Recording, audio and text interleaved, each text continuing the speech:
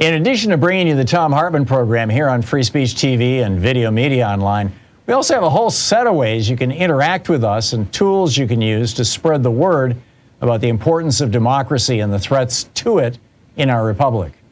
First, there's your daily homework. Sue Nethercutt puts together a daily email newsletter that has a link to every story I discuss on the air, so you can find my sources and you can share them with your friends. It's free and you can sign up at thomhartmann.com. Second, I publish my daily take every day over at the hartmannreport.com website. That's also free if you want the daily 5 days a week rant in your inbox. No ads either. Third, we have the podcasts. There's the free 1-hour version of our daily show that's advertising supported. You can find that wherever you get your podcasts normally. And then there's also the podcast of the entire 3-hour show with no advertisements, and that's available by subscription over at thomhartmann.com. So check them all out at thomhartmann.com and hartmannreport.com. Our book today in the Thom Hartmann Book Club is Stokely, A Life by Peniel E. Joseph. This is from the preface. Stokely Carmichael is a troubling icon of America's civil rights years. His Black Power call became a national Rorschach test. Whereas many blacks viewed it as righteous, many whites saw violent foreboding. Newspapers brooded over Carmichael's words, quickly forming a consensus that judged the slogan to be at best intemperate and at worst a blatant call for anti-white violence and reverse racism. In 1966, Black Power reverberated around the world, galvanizing blacks, outraging whites, and inspiring a cross-section of ethnic and racial minorities. In 1969, Carmichael left the United States for Conakry, Guinea, where he reinvented himself as a roving Pan-Africanist organizer and professional revolutionary. For the next 30 years, he remained an energetic dissident, a throwback to the heady years of the 1960s. Carmichael turned the quest for black political power into his life's work. His faith in a style of politics many considered anachronistic came out of the same tenacity and stubbornness that once made him one of the most effective and controversial activists of his generation. These same qualities, however, limited Carmichael's efforts as a Pan-Africanist political mobilizer. Before leaving America, Stokely resigned as Black Power's glamorous enfant terrible. Telegenic, brash, equal parts angry and gregarious. Whether dressed in three-piece suits, leather jackets, sharecroppers' overhauls, or African dashikis, Carmichael became to represent the era's multifaceted identity, a hipster hero whose easy grace allowed him to consort effortlessly with both the dignified and the damned. The name Stokely Carmichael first came into my consciousness when I was a young boy coming of age in New York City. As the proud son of a Haitian mother who belonged to local 1199 Hospital Workers Union, part of SEIU, I grew up hearing stories of how civil rights activists, Black Power revolutionaries, Pan-Africanist freedom fighters, and trade unionists helped to shape a new world in America and beyond. By the time I was in elementary school, I was on my first picket line, accompanying my mother in support of an 1199 strike. Both Malcolm X and Martin Luther King supported 1199 during the 1960s. Stokely Carmichael's political importance came into sharper focus when I was in junior high after the premiere of the landmark PBS documentary series Eyes on the Prize, which featured the 24-year-old Carmichael's fiery Black Power speech and rightly characterized Stokely as his generation's heir to Malcolm X. Over the course of a decade of research on Carmichael, I would come to understand him as that and much more. Carmichael's youth, casual dress, and charisma made him an easily identifiable hero, one whose quick smile and passionate speeches left an indelible impression. An adopted son of the South by way of Trinidad, the Bronx, and Harlem, Stokely adapted to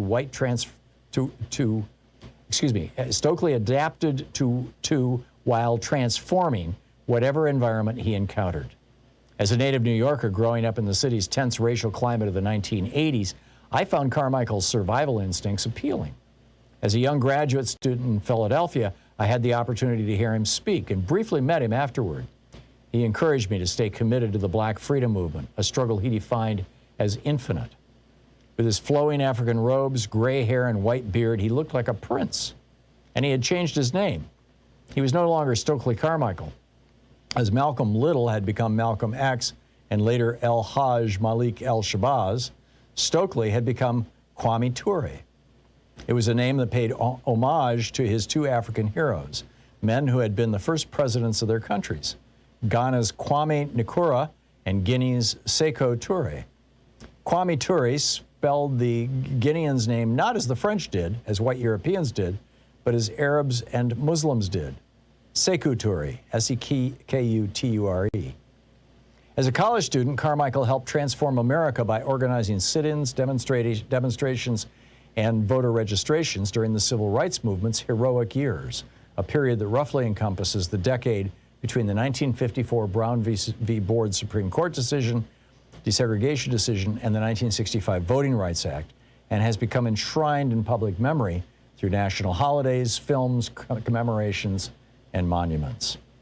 Carmichael's deep sense of justice contributed to his evolution into Kwame Ture, the Pan-Africanist revolutionary and anti-capitalist organizer who moved to West Africa and remained tenacious in the face of searing political setbacks. Carmichael ultimately judged America incapable of creating the free and just world he had struggled for as a young man.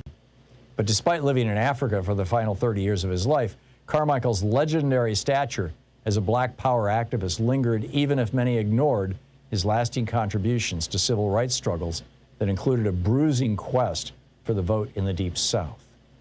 Although today largely forgotten, Stokely Carmichael remains one of the protean figures of the 20th century, a revolutionary who passionately believed in self-defense and armed rebellion, even as he revered nonviolence. The book Stokely, A Life, by Peniel L. Joseph.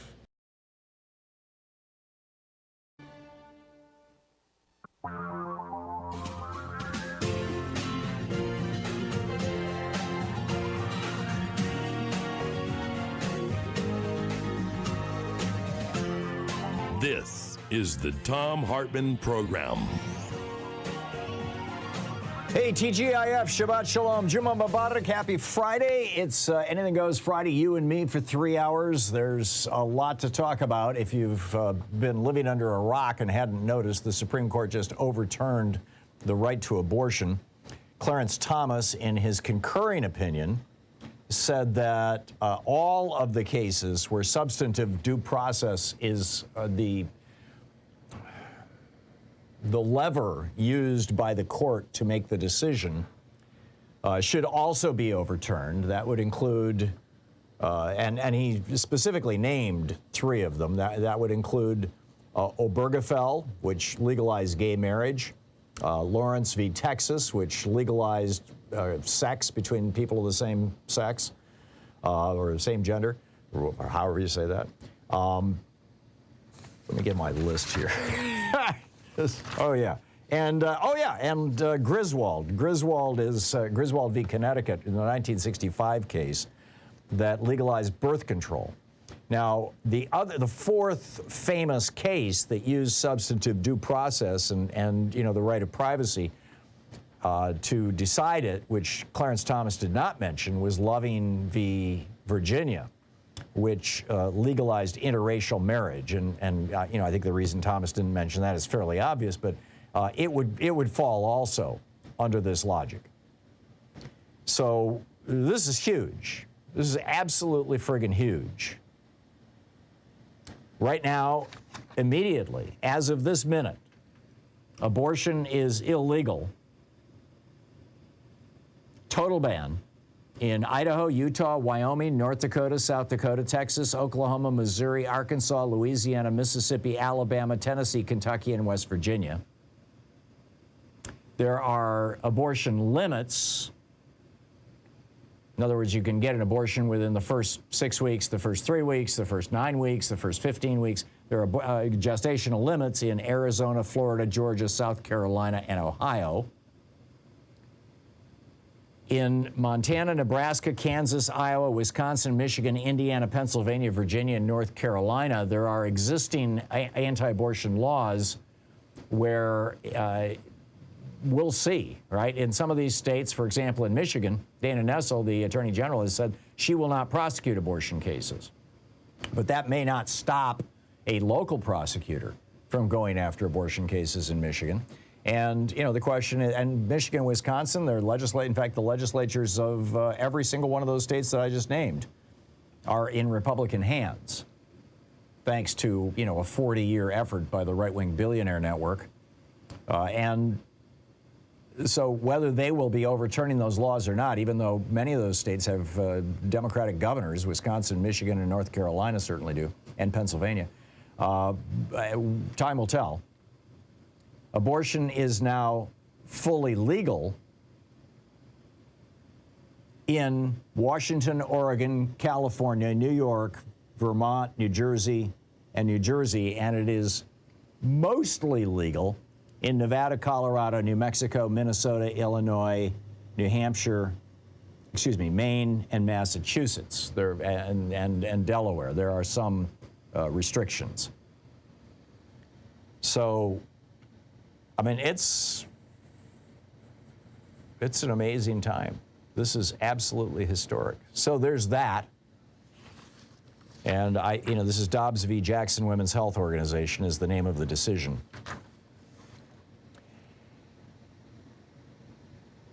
And then there's also yesterday's hearings, yesterday's testimony before the United States House of Representatives, before the January 6th committee. And in that, I mean, I think the big takeaway from that was Donald Trump telling the Attorney General of the United States, just say that the election was corrupt and leave the rest to me and the Republican congressmen. We have 6 Republican congressmen and women who had asked Trump for pardons because they knew they were engaging in federal felonies. These people are looking at 15 years in prison right now. And there's some serious wailing and gnashing of teeth among the Trumpy Republicans in Congress. And I don't know if you caught the hearings yesterday. I was able to catch most of them. I had a doctor's appointment in the afternoon that pulled me out for about 20, 30 minutes of it. But, and I caught up later.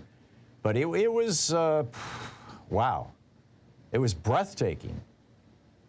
What we are watching here, apropos of my op-ed yesterday that we talked about, my HartmannReport.com report yesterday about the rise of fascism in the United States. One of the other characteristics of fascist governments and fascist countries, one of the first things that fascists do when they take power is they outlaw abortion. Seriously. Mussolini did this, Hitler did this. We need more white women having babies, don't you know? Plus, one of the cardinal characteristics of fascism is male dominance. So this is just incredible. Just incredible. My op-ed today is about Stop the Steal. I'll just fill you in very quickly on that. It's about how Stop the Steal didn't start in 2020. It really started 20 years before that in 2000. Roger Stone was the guy behind the Brooks Brothers riot, which used violence and intimidation to shut down the vote count in Miami-Dade County, and they were successful. And then the Supreme Court picked that up from there, and 5 Republican nominees on the Supreme Court, or appointees on the Supreme Court, buddies of George Herbert Walker Bush, ruled in favor of his son, George W. Bush, that in the state his brother was running, Jeb Bush, Florida, that they were going to overrule the U.S. Supreme Court, or the Florida Supreme Court, the U.S. Supreme Court, and hand the election to George W. Bush. And also, Donald Trump had planned, and Roger Stone had planned, a Stop the Steal program for 2016.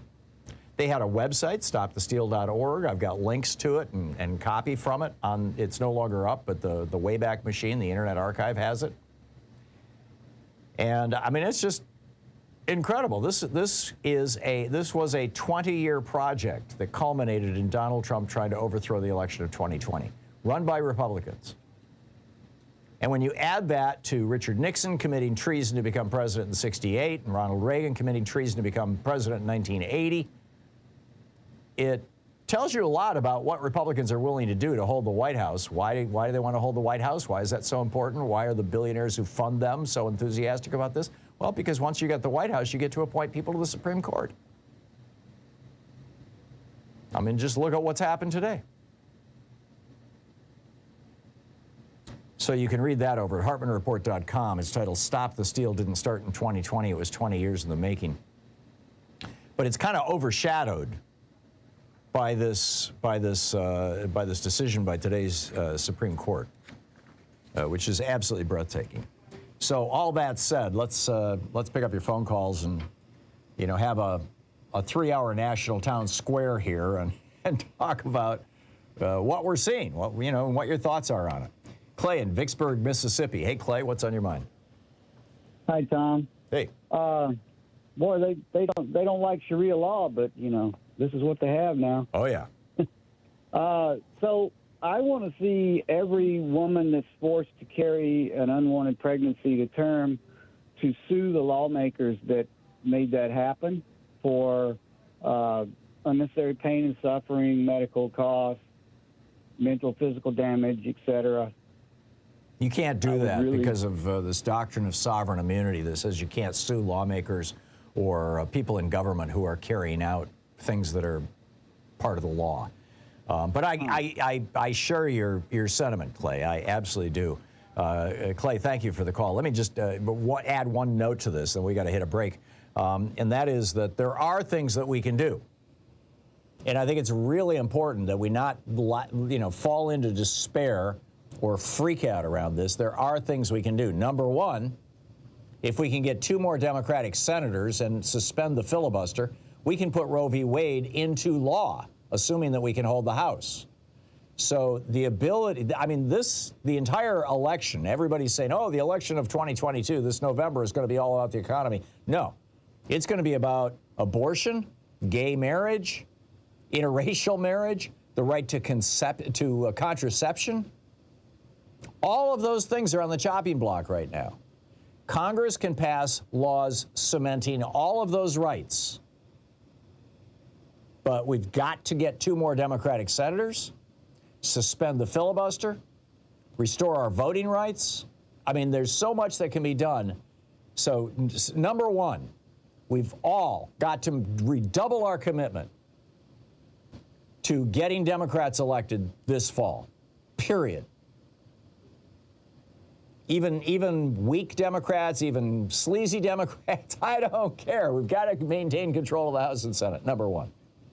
Number two, Joe Biden can issue an executive order saying that federal property and the red states that are the most hysterical about all this stuff are the ones where you've got some of the largest military bases in the country, that federal property is exempt from state law when it comes to abortion. And then his executive order could direct the Department of Defense to lease property on military bases to abortion clinics. And and number three, we need to do everything we can to support those organizations that are working to support women who are now in states, who are now in the handmaid states, the Republican handmaid states, where they cannot get an abortion. So it's not like we're without agency.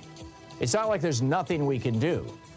It's not like, we're doomed and this is the final fascist takeover of America.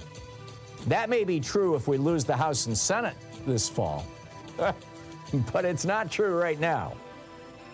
So, the way I end my show every day, get out there, get active, tag your it. This is the Thom Hartmann Program. And as I said, it's Anything Goes Friday. We'll pick up your calls on the other side of the break.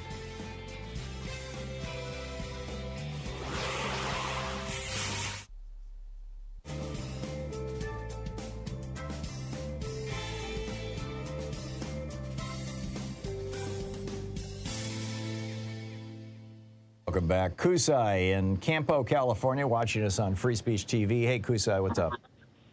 Hi, Tom. How are you? I'm well. What's on your mind?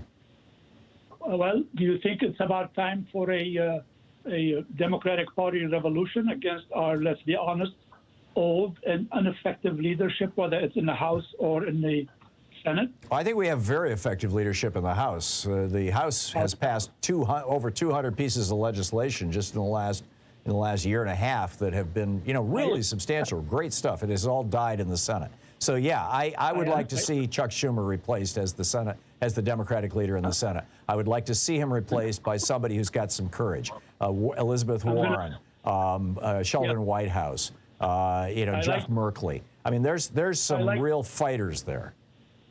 I like that, but I'm going to disagree with you about the House, because all the things that got passed in the House passed not because of the leadership of Pelosi. To be honest with you, the numbers were there, and Biden has just been elected to have these things done. But beside that, let's look at the pricing on pharmaceutical. How, if it's true leadership, why would two guys that are not even in a affected district, they are in safe district, vote against it? Where is the leadership there? The House passed legislation that allowed Medicare to negotiate drug prices and that would have regulated drug prices in the United States. That was passed through the House. It was part of Build Back Better. It got blown up in the Senate. But Nancy Pelosi, I think, has been doing a very good job, and she's gotten a lot of this stuff through. So, I'm not going to go all circular firing squad on her. Will in Broomfield, Colorado. Hey, Will, what's on your mind? Couple things about the Roe v. Wade decision today, Tom. First of all, and as bad as it is, I'm thinking big picture here. It's potentially disastrous in two ways. Number one, they're not just overturning Roe v. Wade. They're laying the groundwork to just overturn Marbury versus Madison. No, they want Marbury versus Madison. If they overturn that, they lose their power. Well, no, they're saying right now, you know what? That precedent was a bad precedent. We're going to change it because we've changed our minds. Facts haven't changed. Who's saying that, Will? That's the rationale behind the original brief. That's what they said. Roe v. Wade needs to be changed because we don't like the precedent. There's two kinds of conservatives. There's a political conservative and a legal conservative. No, I get all that, and we just have 51 seconds, Will. What are you? Who is talking about? For people who don't know what we're talking about, in 1803, the Supreme Court ruled in Marbury versus Madison that the Supreme Court could strike down laws. President Thomas Jefferson went nuts. What they're saying is that we can strike down laws whenever we want to. We don't need to rely on precedent to do it. That's what Marbury versus Madison said. Oh, Marbury wasn't about precedent. Well, no, it was about saying that the Supreme Court can issue a law unconstitutional only, but they're broadening the definition of, we say it's unconstitutional because we say it is. The second point I needed to is they could have held back. The court could have refrained from causing all this chaos. They could have said, you know what, that memo got out. There are allegations about Thomas. You need to back up. We could reschedule this. We could re-argue this. But no, they are forcing a confrontation. This is the shock doctrine. Yep. Conservatives are driving us to the brink. This is one step in that direction. The question is, are they going to prevail, or is there going to be a backlash big enough to basically undo what they're doing? Will, thank you for the call. We'll be right back.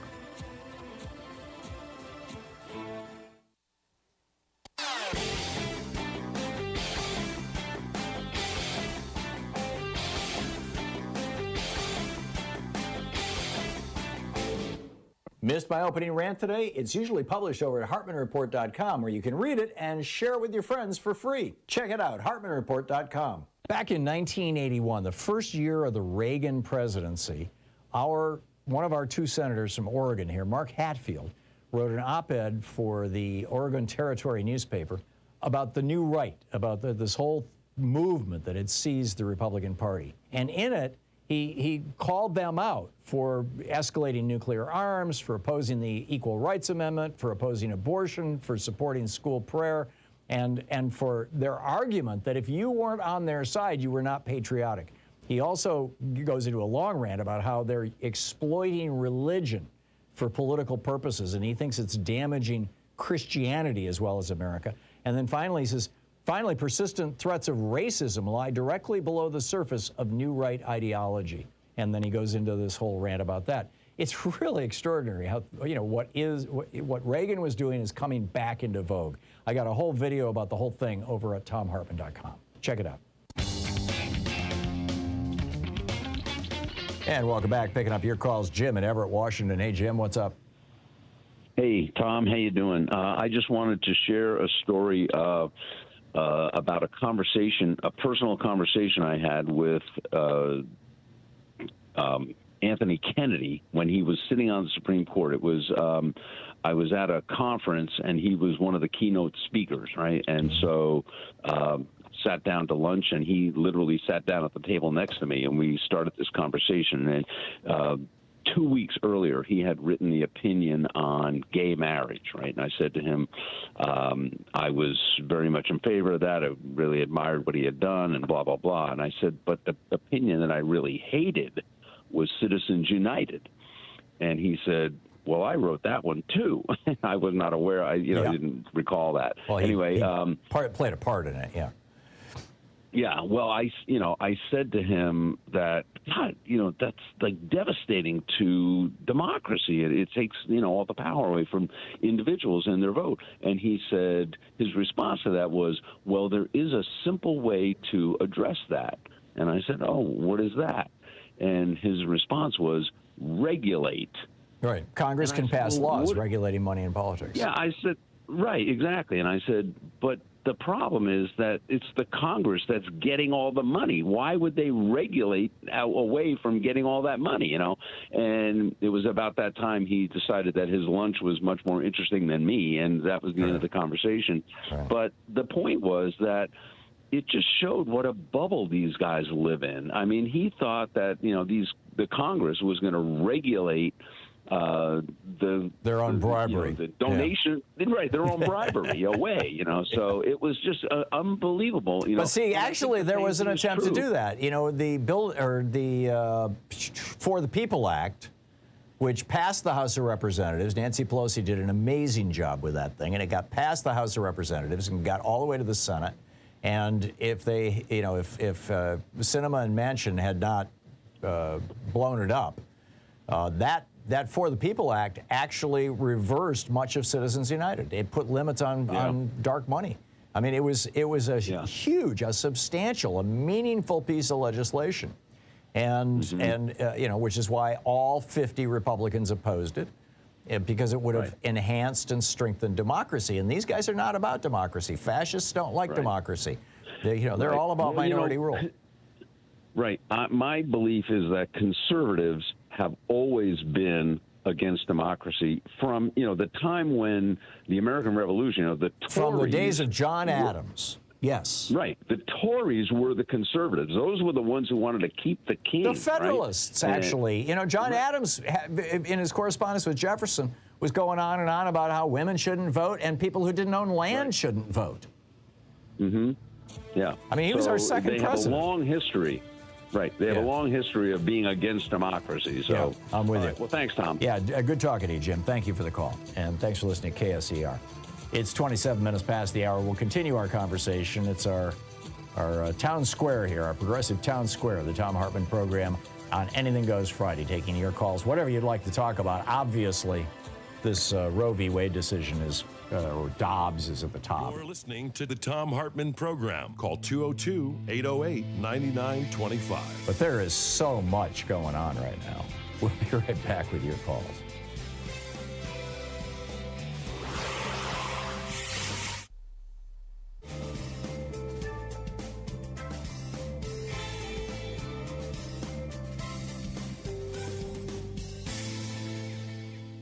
Our book today in the Thom Hartmann Book Club is We Will Shoot Back, Armed Resistance in the Mississippi Freedom Movement by Akinyele Omowale Umoja.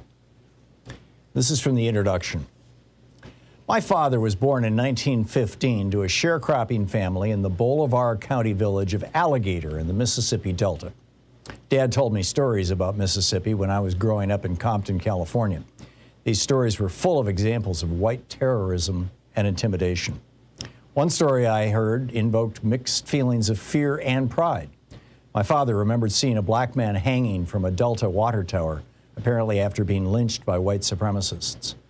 Angered by this visible assault on black humanity, my grandfather grabbed a rifle and intended to shoot the first white man he saw.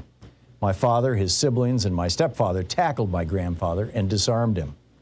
After hearing this story, I was proud that my grandfather wanted to fight back against the terrorist who lynched one of our people.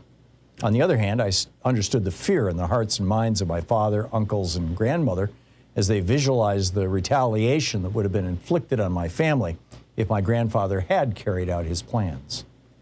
Fear and intimidation were essential elements of the system of subordination of black people and the maintenance of white power in Mississippi and the South during the times of racial slavery and segregation.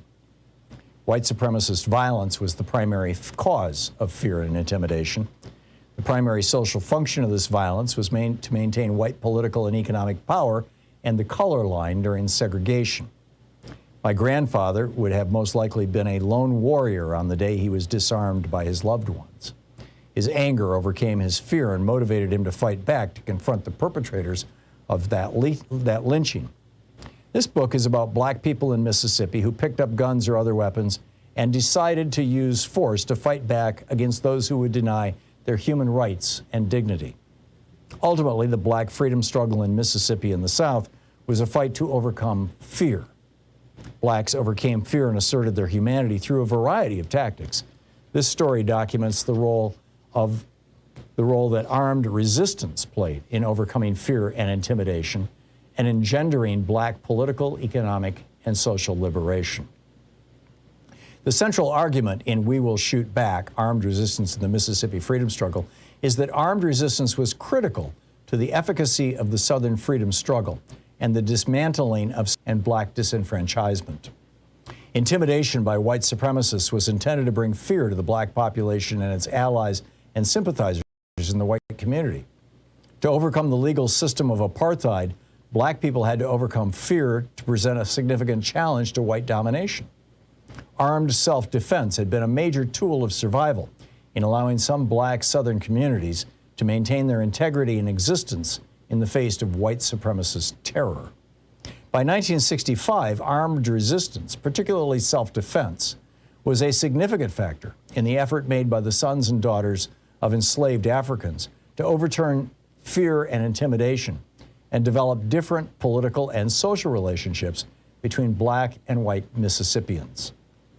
We Will Shoot Back argues that without armed resistance, primarily organized by local people, the National Association for the Advancement of Colored People, the NAACP, the Congress of Racial Equality, CORE, and the Student Nonviolent Coordinating Committee, SNCC, activists would not have been able to organize in Mississippi.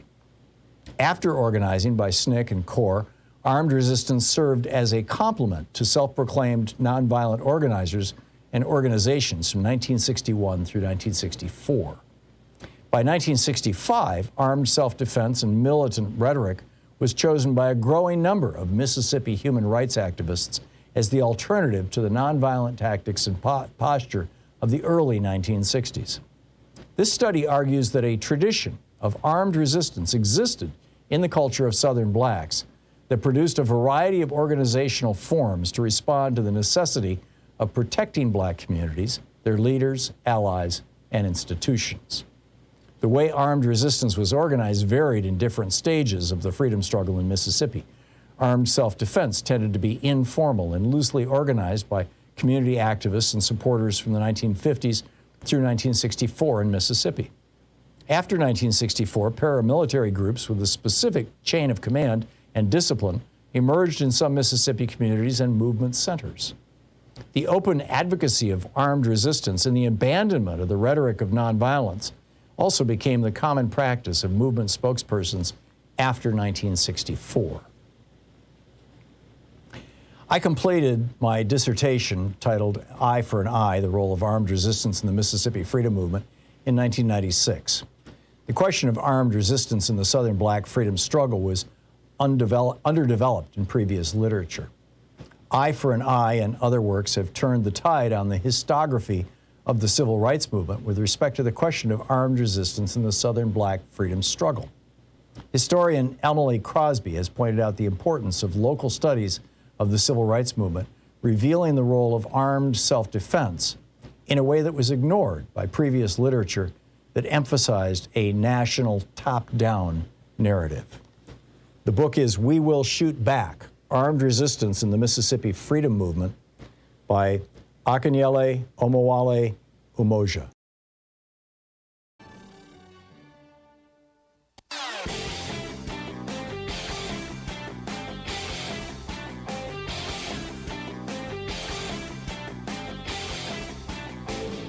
Our 1 hour free podcast recaps our show, and it's available wherever fine podcasts are found. And we have the full 3 hour podcast available over at thomhartmann.com if you want to really support our program.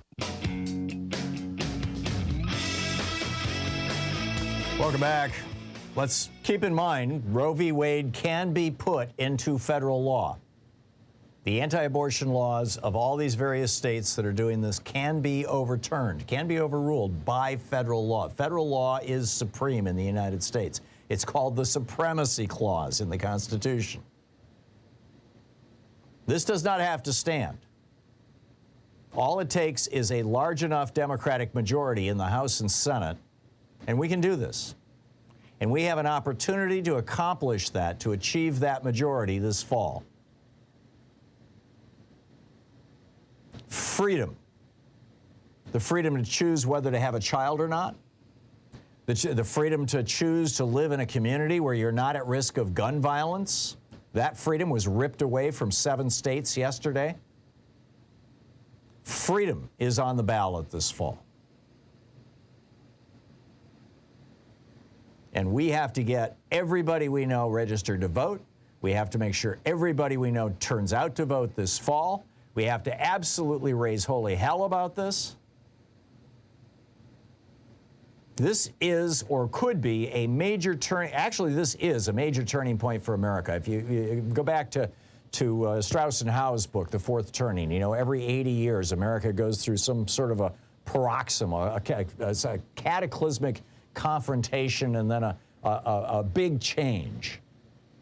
80 years ago, it was the Great Depression and World War II. 80 years before that, it was the Civil War. 80 years before that, it was the American Revolution. Every 80 years, basically every 4 generations. And here we are again. It's been 80 years since the end of World War II, or it will be in 3 years. And the question is, I mean, big change is here. The question is this change going to go the way of the right-wing billionaires who have been funding the Republican Party and brought us this, you know, with their red state strategy going into low-cost, rural states and seizing all the media and pumping decades of propaganda? The question is, when the transition is over, will America be ruled by the right-wing billionaires and their toadies? And will we have gone back to the 1920s, where women know their place and black people know their place and young people know their place and older people are living in poverty and Social Security has been privatized and Medicare is gone and it's already half privatized, thanks to George W. Bush? Is that the world we're going to live in? Is America going to become a third world country, a banana republic, where everybody's got a gun and shoot at it? Are we going to become El Salvador? Or are we going to become a fully developed first world country? Are we going to become like Canada or France or Germany or even better, Norway, Sweden, Finland, Denmark? These are the choices. Republicans want to turn us into El Salvador. Democrats want to turn us into Denmark, to hypersimplify. Democrats want to hang on to the progress that we have accomplished here in the United States over the last 50 years in particular, since the signing of the Civil Rights Act, the Voting Rights Act back in 1964 and 65. Or actually, let me take it even back farther than that. Democrats want to hold on to the progress that we've accomplished over the last 80-plus years. The signing of the Wagner Act in 1935 that gave Americans the right to have a union. We've got a union movement right now that is sweeping across Amazon and Starbucks and all these big companies. And again, the billionaires are funding politicians who want to further strike down union rights in the United States. The Supreme Court has already struck down many facets of union rights in the United States. Or are we going to go in a completely different direction? I mean, this is the choice, right? This is our moment of choice. Are we going to become a fully developed first world country and embrace the freedoms and the expansion of democracy to include all Americans, or at least the attempt to expand democracy to include all Americans, that we have been working on here in the United States for the last 80 years? Or are we going to go back to the 1920s, where women are barefoot and pregnant, where people of color are silent and cowed, where gay people are routinely murdered and living back in the closet?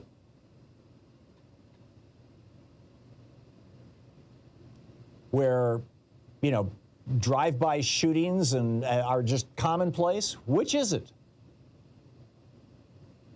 We have a choice. And we're going to be making that choice in November of this year. Just what? June. This is June, July, August, September, October, 5 months from now. We're going to be making the choice. You're going to be making the choice. Because this does not have to stand. The Supreme Court is not God. They're not the final authority on anything. Congress can always overrule them. Congress can always regulate them. This does not need to stand. Oh, President Biden is speaking. Let's tune in and hear what he has to say. Republican presidents alike. Roe v. Wade was a 7-2 decision, written by a justice appointed by a Republican president, Richard Nixon. In the 5 decades that followed Roe v. Wade, justices appointed by Republican presidents from Eisenhower, Nixon, and Reagan, George W. Bush, were among the justices who voted to uphold the principles set forth in Roe v. Wade. It was 3 justices, named by 1 president, Donald Trump, who were the core of today's decision to upend the scales of justice and eliminate a fundamental right for women in this country. Make no mistake, this decision is a culmination of a deliberate effort over decades to upset the balance of our law. It's a realization of an extreme ideology and a tragic error by the Supreme Court, in my view.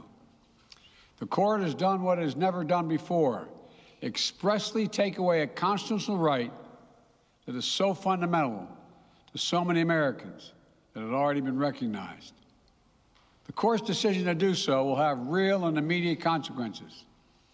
State laws banning abortion are automatically taking effect today, jeopardizing the health of millions of women, some without exceptions.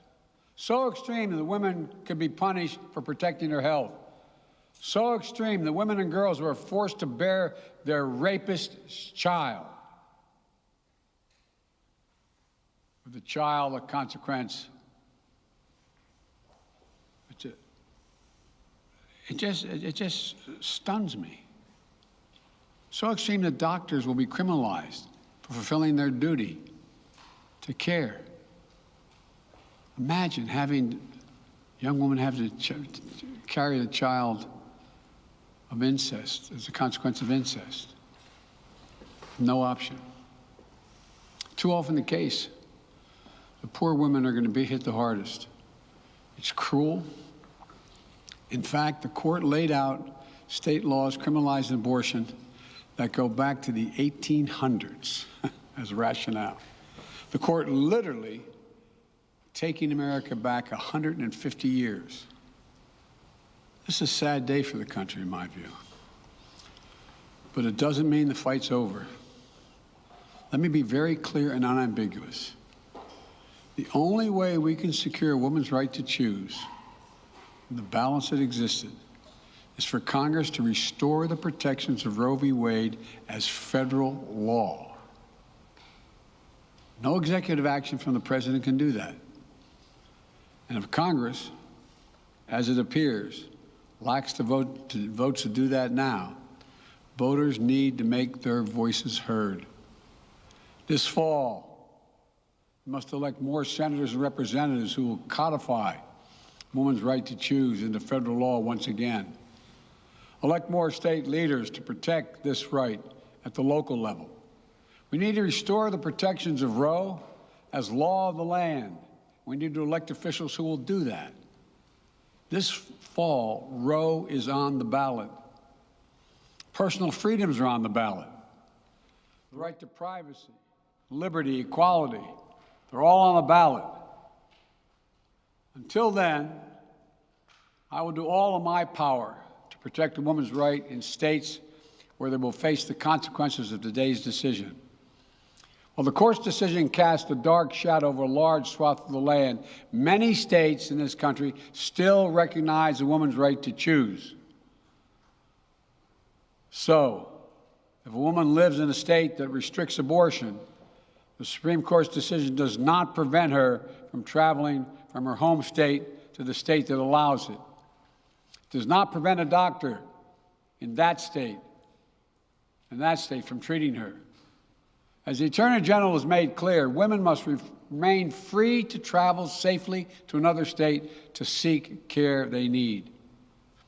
My administration will defend that bedrock right.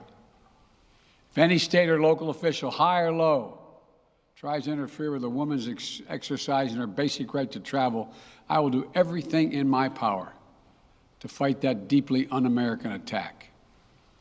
My administration will also protect a woman's access to medications that are approved by the Food and Drug Administration, the FDA, like contraception, which is essential for preventative health care, mifepristone, which the FDA approved 20 years ago to safely end early pregnancies and is commonly used to treat miscarriages. Some states are saying that they'll try to ban or severely restrict access to these medications. But extremist governors and state legislators are looking to block the mail or search a person's medicine cabinet or control a woman's actions by tracking data on her apps she uses are wrong and extreme and out of touch with the majority of Americans. The American Medical Association, the American College of Obstetricians and Gynecologists, wrote to me and Vice President Harris stressing that these laws are not based on evidence and asking us to act to protect access to care. They say by limiting access to these medicines, maternal mortality will climb in America. That's what they say. Today, I'm directing the Department of Health and Human Services to take steps to ensure these critical medications are available to the fullest extent possible. And the politicians cannot interfere in the decisions that should be made between a woman and her doctor. And my administration will remain vigilant as the implications of this decision play out. I've warned about how this decision risks the broader right to privacy for everyone. That's because Roe recognized the fundamental right to privacy that has served as a basis for so many more rights that we've come to take for granted, that are ingrained in the fabric of this country. The right to make the best decisions for your health. The right to use birth control, a married couple in the privacy of their bedroom, for God's sake. The right to marry the person you love. Now, Justice Thomas said as much today. He explicitly called to reconsider the right of marriage equality, the right of couples to make their choices on contraception. This is an extreme and dangerous path the court is now taking us on. Let me close with 2 points. First, I call on everyone, no matter how deeply they care about this decision, to keep all protests peaceful. Peaceful, peaceful, peaceful. No intimidation. Violence is never acceptable. Threats and intimidation are not speech. We must stand against violence in any form, regardless of your rationale. Second, I know so many of us are frustrated and disillusioned that the court has taken something away that's so fundamental.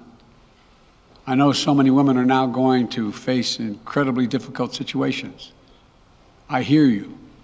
I support you. I stand with you. The consequences and the consensus of the American people, core principles of equality, liberty, dignity, and the stability of the rule of law demand that Roe should not have been overturned. With this decision, the conservative majority of the Supreme Court shows how extreme it is, how far removed they are from the majority of this country. They've made the United States an outlier among developed nations in the world. But this decision must not be the final word. My administration will use all of its appropriate lawful powers, but Congress must act. And with your vote, you can act. You can have the final word. This is not over. Thank you very much. More to say this in weeks to come. Thank you. So that's President Biden, and he's leaving the room right now, so end of conversation. Finishing up. Basically, he said what I said just a little bit ago. This is up to us now. It's going to be up to us. There are some things he can do to protect certain rights. He did not mention federal properties. That's the sort of thing that is going to be, that would be very contentious, shall we say. But he's absolutely right. This is now a legislative issue, and we've got to deal with it at that level.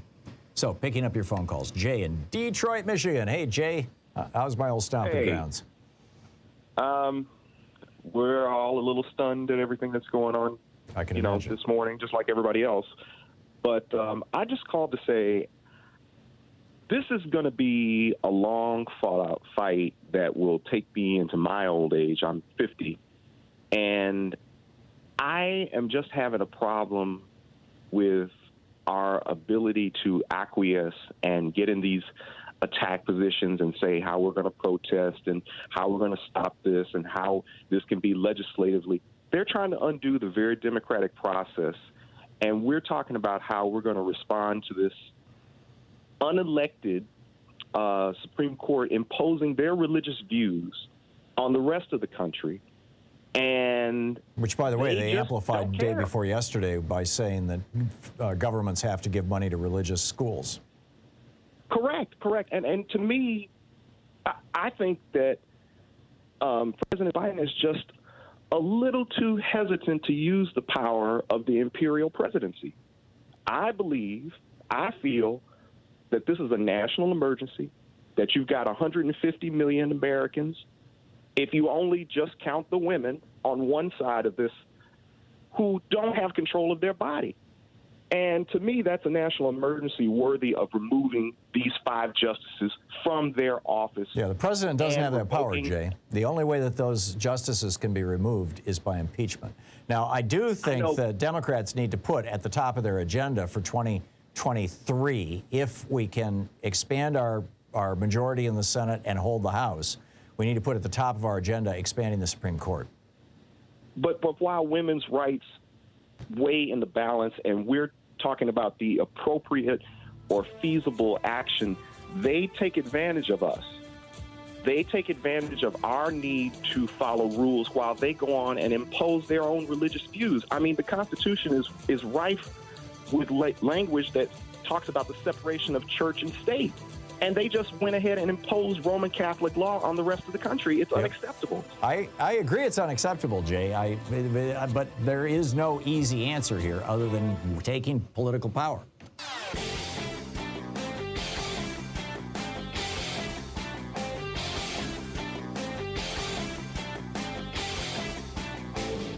Hey, I've got a new book out. It's called The Hidden History of Big Brother in America, How the Death of Privacy and the Rise of Surveillance Threaten Us and Our Democracy.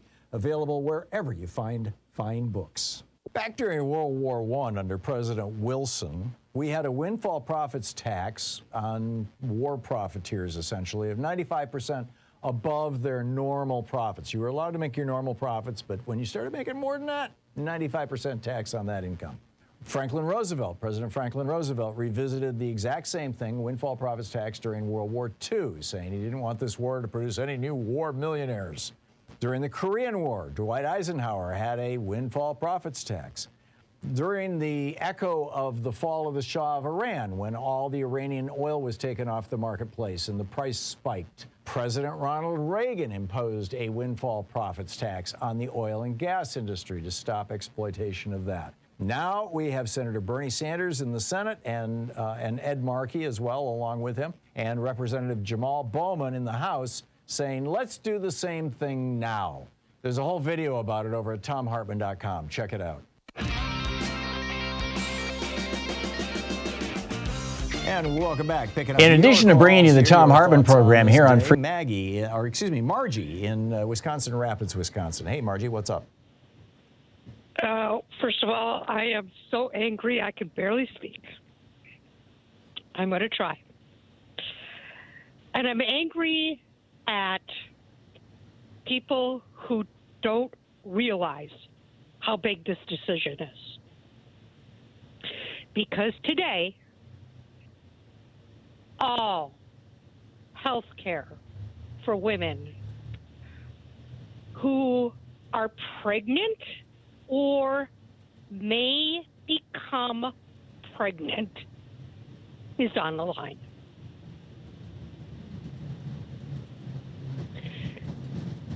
This goes well beyond just abortion, and trust me, that's bad enough. I agree. But remember, when you see any commercial for any medication, there's always a disclaimer. Do not take if you are pregnant or may become pregnant, because this may cause harm to a fetus. Today is the beginning of the end of health care for all women of childbearing years. And if you think I am being histrionic, I have warned of this day coming for 3 decades, and nobody listened. So are you suggesting, Margie, that women who take medications that might damage a fetus are putting themselves in a position where they'll be prosecuted when they have when they're forced to give birth to a badly deformed child? If we go from what other countries, El Salvador, Malta, they won't be allowed to have those medications or procedures. I see. Do you have any clue how many women die in foreign countries because they are denied access to health care because they are either pregnant or may become pregnant? Poland just had 2 women die in the last month or so because they were in the 3rd trimester, and they had a fetus that died, or a baby, or whatever you want to call it, inside them that died, and no doctor would perform the abortion to remove this dead tissue that then made them septic, and they died. I mean, literally, 2 women have just died in Poland because Poland has the same law. Another Catholic country. In fact, they're the only country in Europe that has that law. Margie, I'm with you. Thank you. You're listening to Thom Hartmann.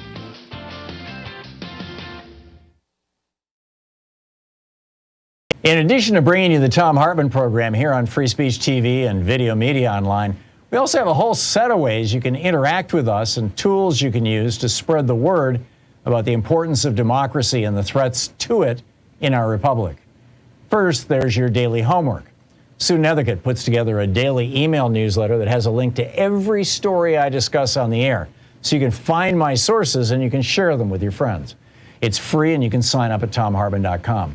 Second, I publish my daily take every day over at the HartmannReport.com website.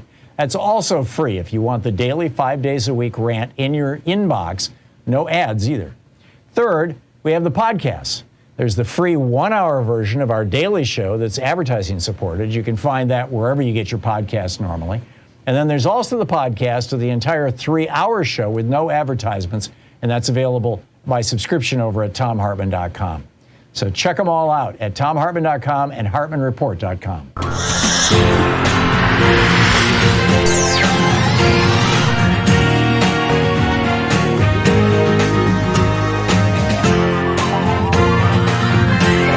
We say fight back!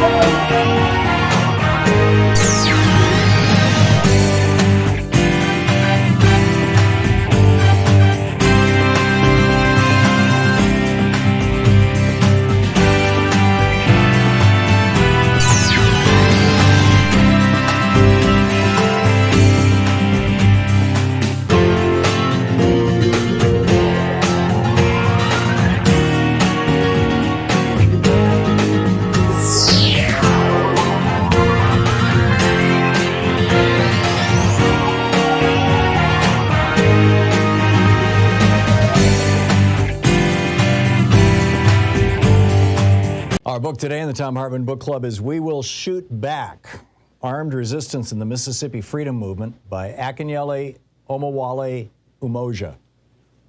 This is from the introduction. My father was born in 1915 to a sharecropping family in the Bolivar County village of Alligator in the Mississippi Delta. Dad told me stories about Mississippi when I was growing up in Compton, California. These stories were full of examples of white terrorism and intimidation. One story I heard invoked mixed feelings of fear and pride. My father remembered seeing a black man hanging from a Delta water tower, apparently after being lynched by white supremacists. Angered by this visible assault on black humanity, my grandfather grabbed a rifle and intended to shoot the first white man he saw. My father, his siblings, and my stepfather tackled my grandfather and disarmed him. After hearing this story, I was proud that my grandfather wanted to fight back against the terrorist who lynched one of our people. On the other hand, I understood the fear in the hearts and minds of my father, uncles, and grandmother as they visualized the retaliation that would have been inflicted on my family if my grandfather had carried out his plans. Fear and intimidation were essential elements of the system of subordination of black people and the maintenance of white power in Mississippi and the South during the times of racial slavery and segregation. White supremacist violence was the primary cause of fear and intimidation. The primary social function of this violence was to maintain white political and economic power and the color line during segregation. My grandfather would have most likely been a lone warrior on the day he was disarmed by his loved ones. His anger overcame his fear and motivated him to fight back to confront the perpetrators of that lynching. This book is about black people in Mississippi who picked up guns or other weapons and decided to use force to fight back against those who would deny their human rights and dignity. Ultimately, the black freedom struggle in Mississippi and the South was a fight to overcome fear. Blacks overcame fear and asserted their humanity through a variety of tactics. This story documents the role that armed resistance played in overcoming fear and intimidation and engendering black political, economic, and social liberation. The central argument in We Will Shoot Back, Armed Resistance in the Mississippi Freedom Struggle, is that armed resistance was critical to the efficacy of the Southern freedom struggle and the dismantling of black disenfranchisement.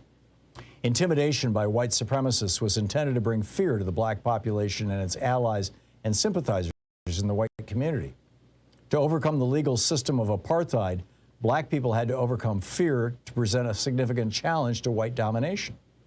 Armed self-defense had been a major tool of survival in allowing some black Southern communities to maintain their integrity and existence in the face of white supremacist terror. By 1965, armed resistance, particularly self-defense, was a significant factor in the effort made by the sons and daughters of enslaved Africans to overturn fear and intimidation and develop different political and social relationships between black and white Mississippians. We Will Shoot Back argues that without armed resistance, primarily organized by local people, the National Association for the Advancement of Colored People, the NAACP, the Congress of Racial Equality, CORE, and the Student Nonviolent Coordinating Committee, SNCC, activists would not have been able to organize in Mississippi. After organizing by SNCC and CORE, armed resistance served as a complement to self-proclaimed nonviolent organizers and organizations from 1961 through 1964. By 1965, armed self-defense and militant rhetoric was chosen by a growing number of Mississippi human rights activists as the alternative to the nonviolent tactics and posture of the early 1960s. This study argues that a tradition of armed resistance existed in the culture of Southern blacks that produced a variety of organizational forms to respond to the necessity of protecting black communities, their leaders, allies, and institutions. The way armed resistance was organized varied in different stages of the freedom struggle in Mississippi. Armed self-defense tended to be informal and loosely organized by community activists and supporters from the 1950s through 1964 in Mississippi. After 1964, paramilitary groups with a specific chain of command and discipline emerged in some Mississippi communities and movement centers. The open advocacy of armed resistance and the abandonment of the rhetoric of nonviolence also became the common practice of movement spokespersons after 1964.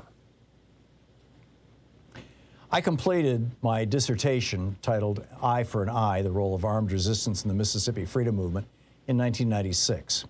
The question of armed resistance in the Southern black freedom struggle was underdeveloped in previous literature. Eye for an Eye and other works have turned the tide on the historiography of the civil rights movement with respect to the question of armed resistance in the Southern black freedom struggle.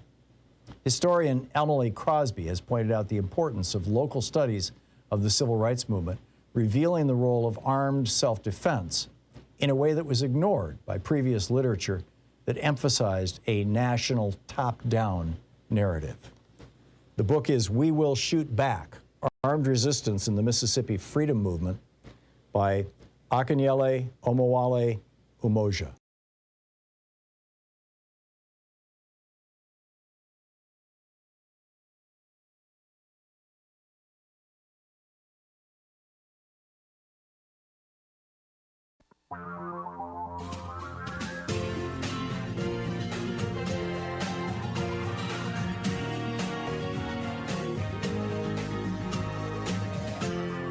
This is the Thom Hartmann Program.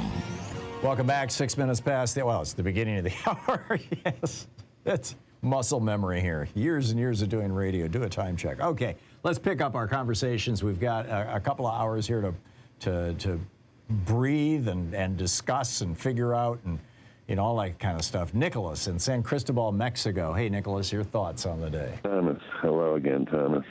You know what I'm calling about. I'm going to try to make this brief, but there's a lot to pack in here, but I'm going to go fast with your permission and patience. Michael Moore is calling for a national day of emergency and beyond, and I'm all with him. I'd like to quote his quote, which has now gone absolutely viral: abort the court. I love it. Abort the court. Yeah. One of your moderators hashtag in the chat room, Connor Arroyo, quoted him, and I've been stealing it and throwing it all over the place. Isn't that great? Abort the court. Yeah. Perfect. I'm seeing a real problem here, of course, aren't we all? The Constitution says there are three branches of government: executive, legislative, and judicial. Well, I'm thinking a third of that guarantee of legislative, executive, and judicial is now gone to us. The court is not on the side of we the people any longer. And if it wasn't clear before today, it should damn well be clear today. It hasn't been since the 70s. Really? I mean, it hasn't been since Nixon clear. Put Lewis Powell on the court. That was when everything turned. That got us, and it's Buckley and even more Bellotti. Clear today. Oh, yeah. Yep. Yeah. And I want to keep going if I can. This is the time to get out to vote, as you're saying, not the time to despair. Women, every woman listening, and all the men who support them, which is basically everybody now, if you don't rise up now and hit the streets, blow your horn, do whatever you can, I'm not quite sure you're going to get a chance to do so again. If they take over again, it's over. This is a war, and it's a war on women. And then eventually this minority rule, these justices installed by presidents, none of whom won the popular vote, is going to run tyrannically over all the rest of the majority, and that's us. We are the people. We are the majority, and if we don't stand up now, it's over. The only one of these that conservative justices who was appointed by somebody who won the majority of the vote was Clarence Thomas. He was appointed by George Herbert Walker Bush. Right. Okay. But, with that one exception. Yeah, Roberts was appointed by George W. Bush. One exception. In fact, George W. Bush put Roberts on the court because Roberts helped the Bush campaign argue the Bush v. Gore case before the Supreme Court. Exactly. I mean, exactly. And speaking of incestuous politics. Right. All of this is reminiscent of that quote that I never remember exactly, but you will. First they came for us, next they're coming for you. Well, it's clear they're coming for us. Yeah. And this minority rule is not just going to go after the majority, it's going to go after the minorities as well. But beware, they start coming after women first, who are more than 50% of the population. They're going to find their, strength to come after everybody else. It is time. Yeah. It's time to rise up. Yep. It's now or never, everybody. It is. If it's not now, when the hell do you think it's going to be? I'm with you. Nicholas, thank you. Yeah, very, very well said. Amen. Russell in Long Island, New York. Hey, Russell, what's up? Yeah, hi, Tom. How are you? Good. What's on your mind? I'm distressed. But Okay, I'm a former municipal attorney, and before that I was a constitutional lawyer from St. John's Law School in the city. And many of us are hoarse, like that woman that called you a while back and said she'd been crying from the mountaintop for 3 decades and nobody would listen. This Republican takeover, if you will, this QAnon minority zealot takeover, has been going on for decades, as you well know. And this is a obvious culmination of one branch of it. What I wanted to do 2 quick points. The first point was, without being a Debbie Downer, I want to remind you that the Marbury case, et cetera, the Supreme Court can overrule federal law as well as state law. And in fact, in the case of the Voting Rights Act, you see exactly what happens when a federal law, with this court, when a federal law purports to impinge on a state regulation. Well, any of the voting stuff now. Right. In other words, the feds used to pass the law, Congress passed the law, and they could overrule the states. Even preemptively, they could do it. They could say, you have a history of suppressing the vote, and we're not going to let you do it again. Right. And that's been erased by the Supreme Court. And I could see the same thing happening with abortion when 20 states sue the federal government for some law that purports to tell them they can't ban abortion totally, which is what they're doing now. So that was really a preliminary thing. We could argue that all day long about whether the Congress sits down tomorrow and passes a law, whether that's actually going to do anything in the long term. I'm not sure. I doubt it. But here's what I wanted to do. The reason I was calling. It has to do with Democratic strategy. I'm so tired of being on the receiving end of things. And always, in sports, they say the best defense is a good offense. This is a perfect example of it. You got Clarence Thomas, who's now talking out of his head. We used to have a Supreme Court where they didn't issue statements afterwards to explain their decisions. They relied on their decisions. He's out there explaining his crazy decision. What the Democrats should do is that by the end of the day today, they should impeach him, okay? Not on this, not on his crazy law decisions, but on his complete lack of ethics. And the fact that he did not recuse himself in the case involving his wife, texting the White House, and in fact was the one vote against it. Yep. Everyone knows that every judge in the United States, whether they have a specific code in their own court or not, is really obligated to step away when there is even the appearance of impropriety. What he did was hide the impropriety by continuing to But he's following a long tradition, Russell. I mean, what's his name? Scalia went duck hunting with Dick Cheney, and then 3 weeks later rules in favor of Dick Cheney in the Supreme Court. Sure. But listen, they have impeached federal justices. Remember the fellow from Miami who was Democratic? Yeah, but there's only been one serious attempt to impeach a federal judge. That was Chase. That was back in, 1805 or something or whatever. Well, I'm thinking of the guy whose name I knew an hour ago, but I've forgotten because I'm old. The guy that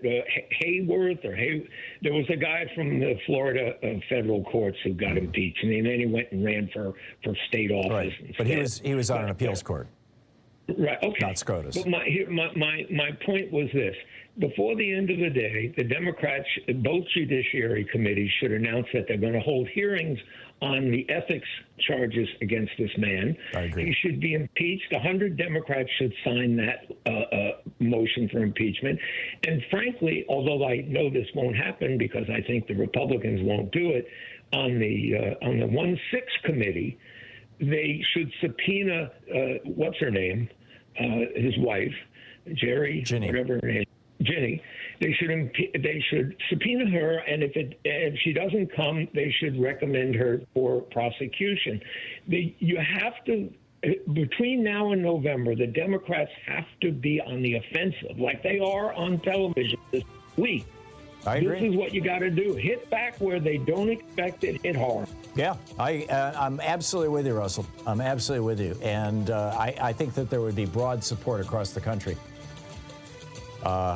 What an amazing time we live in. It's 14 minutes past the hour. We'll be right back with more of our kind of national town square here where we can all share our opinions. We'll be right back. This is the Thom Hartmann Program. Oh, and I see Dustin disagrees with me. Dustin, I'll be picking up your call in about 4.5 minutes. We'll be right back with you.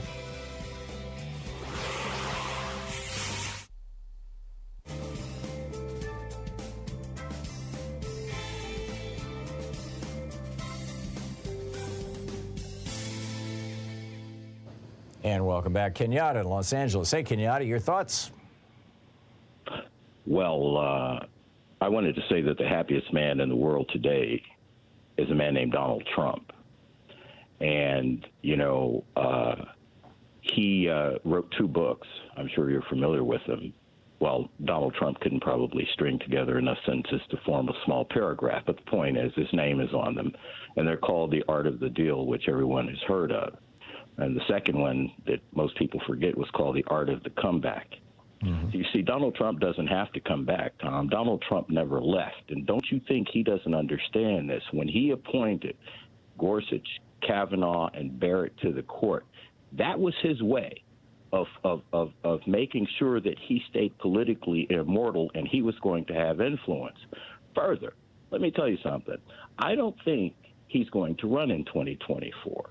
Because what Donald Trump did was he shifted the paradigm for the Republican Party so drastically and violently in the crazy direction that it is that what we're going to get is, you know, there's talk of a DeSantis, Trump Jr. ticket. You got Cotton, Chris Christie, Mike Pence may run in the primary. But the point is that I'm trying to make is that they're all going to be varying different versions of the same thing. What Donald Trump did was show that, you know, the things that have always been influential in this country, particularly racism, sexism, those things were winning tickets. And these folks are going to look differently. You know, right now, Democrats think wistfully upon Mitt Romney. Wistfully, they think about even George Bush because Donald Trump was such a weirdo. He was so crazy, and he took the party in that direction. And so I think that what people aren't understanding is that this is Trump's way of saying, I'm still here. And he never left office, Tom. I'm sorry. He didn't. And the proof of it was not only today, but yesterday. When you take this domestic turmoil and add into it the seismic events we have internationally right now and the confrontations to come to the United States internationally, let me tell you something. This does not look good, my friend. Yeah, I agree. New York City is going to be a very different place when 5% of the population is packing heat. Yeah.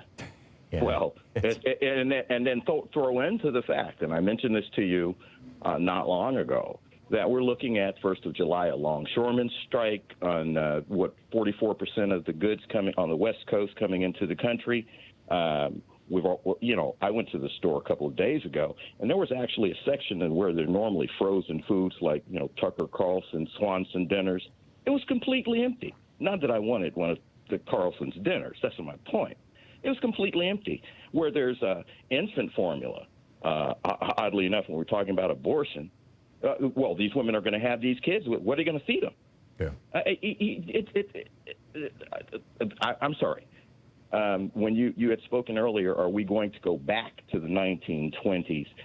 Look at the rhetoric, and I know as a wordsmith, you're familiar with subliminal cueing. Look at the words that politicians constantly use. We're going to take America back, right. Build back better. We never talk about moving ahead, and I think that's what needs to happen. Yeah, I'm with you. Very well said. Kenyatta, thank you. Thank you for the call. It's always nice to hear from you. Yes. We'll be right back. It's 18 minutes past the hour. Stick around. We'll be back in 60 seconds.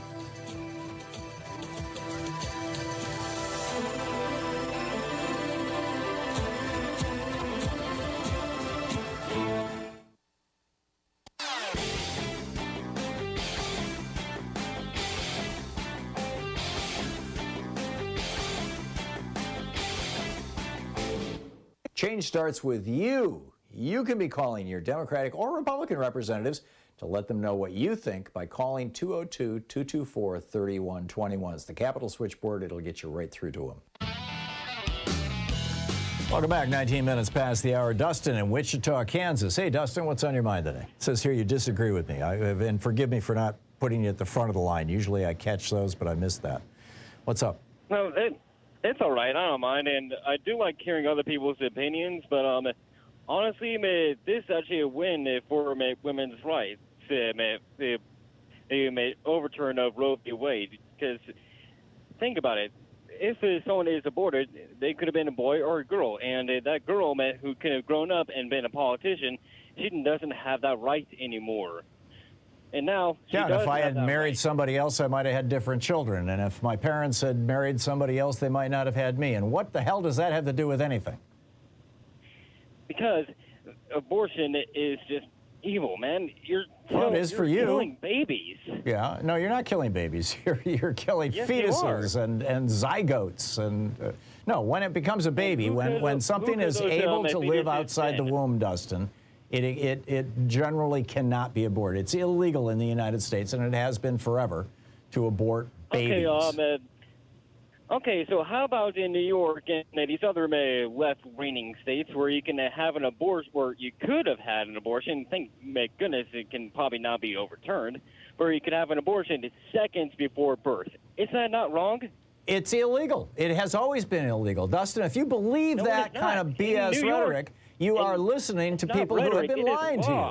No, there are third trimester abortions. Aborting viable fetuses does not happen in the United States except for medical purposes. And on those rare occasions when it has, it's been done by doctors who ended up in prison. There was that one doctor in New York some years ago who went to jail for that.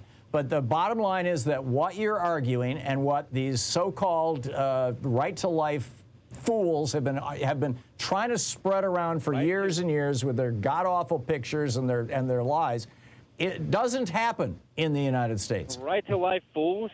I'm sorry, you're denying right-to-life fools? Yes. You're denying a life? And you're I am saying that the people who proclaim, with one exception, and that is there is a group that it's a Democratic group, a right to life Democrats, who actually work to provide care for children once they're born. But the vast majority of people who call themselves right-to-lifers do not want women to have health care after that baby is born, do not want to have any kind of financial support for that child, do not want to provide food to that child if it is born into poverty, do not want to support the education of that child, do not want to help that family in any way. They are not right to life. They are effing liars. Okay, in that way, then, yeah, they are fools. Because if someone is in a poor situation and they choose to have unprotected sex, and then, oh, hey, guess what, baby, and now they have to have that baby, then, yeah, there should be a system in place to help out to that mother. Yeah, so it's all the woman's fault. And you've never heard of birth control failing, and you've never heard of rape or incest. Dustin, I'm going to just end the conversation right there. Jessica in Chicago. Hey, Jessica, what's on your mind today? Tom, Tom, you are so right. Justin's forgetting about the incest and the rape babies, the deformed babies. They're not meant to happen, let alone a woman deserves choice. But the reason I called is you're right on another thing that I assumed would happen, too. When the Supreme Court did this, they changed the news cycle. And they did it because the hearings were so good. I'm certain of it. They changed the news cycle so fast. And we both predicted that. But last weekend... yesterday, yes. Yeah. I'm sorry. Yeah. Last weekend, I watched the Watergate hearings, and I'm hoping history repeats itself for that. During the Watergate hearings, right after that, 40 of Nixon's men were indicted, and they served prison sentences. Yeah. John Mitchell, the Attorney General, went to prison. Yes, the country needs to hold them accountable. And it didn't matter if they were congressmen or senators. So today, I called the DOJ, and I'll give the number on the air if that's okay with you. It's fine with me. Okay. It is area code 202-353-1555 or 202-515-2000. And on the first one, you press extension 3 or 9. And I said, we the people want indictments and prison sentences, just like happened with Watergate, just for all. Yeah, there you go. Good one, Jessica. Thank you. Vincent in Carson City, Nevada. Hey, Vincent, what's up? Yeah, hi, Tom. Love your show. Learn a lot. Thank you. And wow, so much has happened. This week was great. Tuesday was great. Thursday was even better. And today, so I agree with what you said about an hour ago about expanding the Supreme Court. But I don't know why you want to wait till 23. He should start doing it right now. Oh, I would like to see legislation introduced to do that right now. I doubt it would make its, in fact, it couldn't make it through the Senate because it would not, it would be subject to a filibuster. In fact, you'd have to have 60 votes in the Senate to expand the Supreme Court. And, you know, it's remotely possible we could do that this fall. But we need to, but I agree with you, Vincent, that we need to put it on the national consciousness. You know, it needs to go forward. So yeah, I'm with you. Thank you very much, Norma in Montgomery. Hey, Alabama, Norma, what's up? Well, in Alabama, we have tried for many years to get some things taken out of our state constitution and others added, and we have never been able to. Here, our governor campaigned on the fact that Alabama does not use its tax dollars to kill babies, and we never will. She's reelected. Kay Ivey. Yeah. Kay Ivey. And Shelby's little aide, Katie Britt, is going to be the new senator. We don't even have a Democratic candidate on the ballot. Whoa. Yeah, there's no candidate for Secretary of State, no candidate for Attorney General. Is that because you know, why bother, or is that because people are afraid of you know, having armed people show up at their home? Well, mostly the only Democrats we have in the state are black, and white people will not do anything where they see black people in charge. They are racist. They will not help. And, Tom, this is also, you're going to see women lose the right for education. You've got a candidate somewhere in the state that says education is not part of the Constitution. So women are going to lose the right to education. They're going to lose the right for property. You know, my husband took my name off of my Sears account I'd had since the 70s. My first husband drove my car to work. I'm sorry, Norma, we're to the out Thom of time. Hartmann Program. I'm very sorry. Call 202-808-9925. We'll be right back.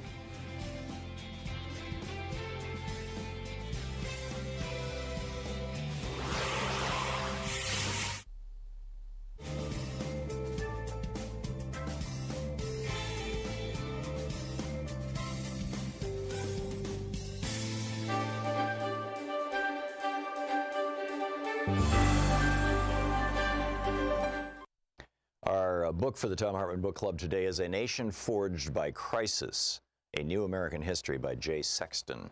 And I'm reading from the introduction. This is page 9. The quest for national security and global power, America's shifting position in the international economy, and fluctuations in immigration have made the United States the nation that it is today. Americans' foreign relations have been conditioned its history not only in their cumulative effects over the long haul, but also as a result of their volatility. In periods of crisis, America's position in the world has lurched in unexpected directions. For as inexorable as the rise of the United States appears in retrospect, there have been contingent moments in which the very existence of our nation was up for grabs. This is the essence of crisis. The world turned upside down, the known replaced by the unknown, panic reigning as people struggle to maintain their balance and shifts in the very ground beneath their feet. It came with a speed and ferocity that left men dazed, New York Times correspondent Elliot Bell wrote of Wall Street's catastrophic collapse in October of 1929. Quote, "The market seemed like an insensate thing that was wreaking a wild and pitiless revenge upon those who thought to master it," end quote. Crises are contagious, spreading like viruses from one realm to another. It's not without reason that the word crisis was associated with medical conditions and health scares in the 19th century. Each of the periods under consideration in this book were less a singular crisis than a set of interlinked crises. A political crisis could trigger an economic panic, which in turn could intensify social conflict, and so on. As these pandemics spread through the body politic, crisis itself was normalized, becoming an almost accepted characteristic of an age. Just as foreign crises have spread to the United States, domestic ones have spilled across its borders, unsettling foreign countries and peoples, as well as reconfiguring America's connections to the world. Consider the fateful winter of secession that followed the 1860 election of Abraham Lincoln. The crisis over slavery that divided the Union into warring sections that led to a series of sharp reversals in America's position in the global system. The foreign capital that had rushed into the roaring American economy in the preceding decades suddenly began to flee. Indeed, more capital left the United States in 1860 to 1862 than came into it. Also a once-in-a-century occurrence.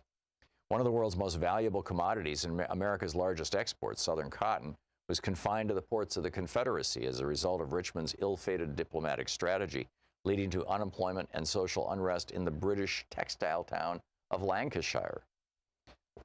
The most unexpected reversal was how the national security that the United States had attained after the war against Mexico in the 1840s was suddenly imperiled, with European powers encroaching once again upon the Western Hemisphere. Meanwhile, the Confederate emissaries across the Atlantic were in search of alliance with Britain. Our country, Secretary of State William Seward lamented in early 1861, after having expelled all European powers from the continent, now threatened to relapse into an aggravated form of its colonial experience, and like India, Turkey, China, and Italy, become the theater of transatlantic intervention and rapacity.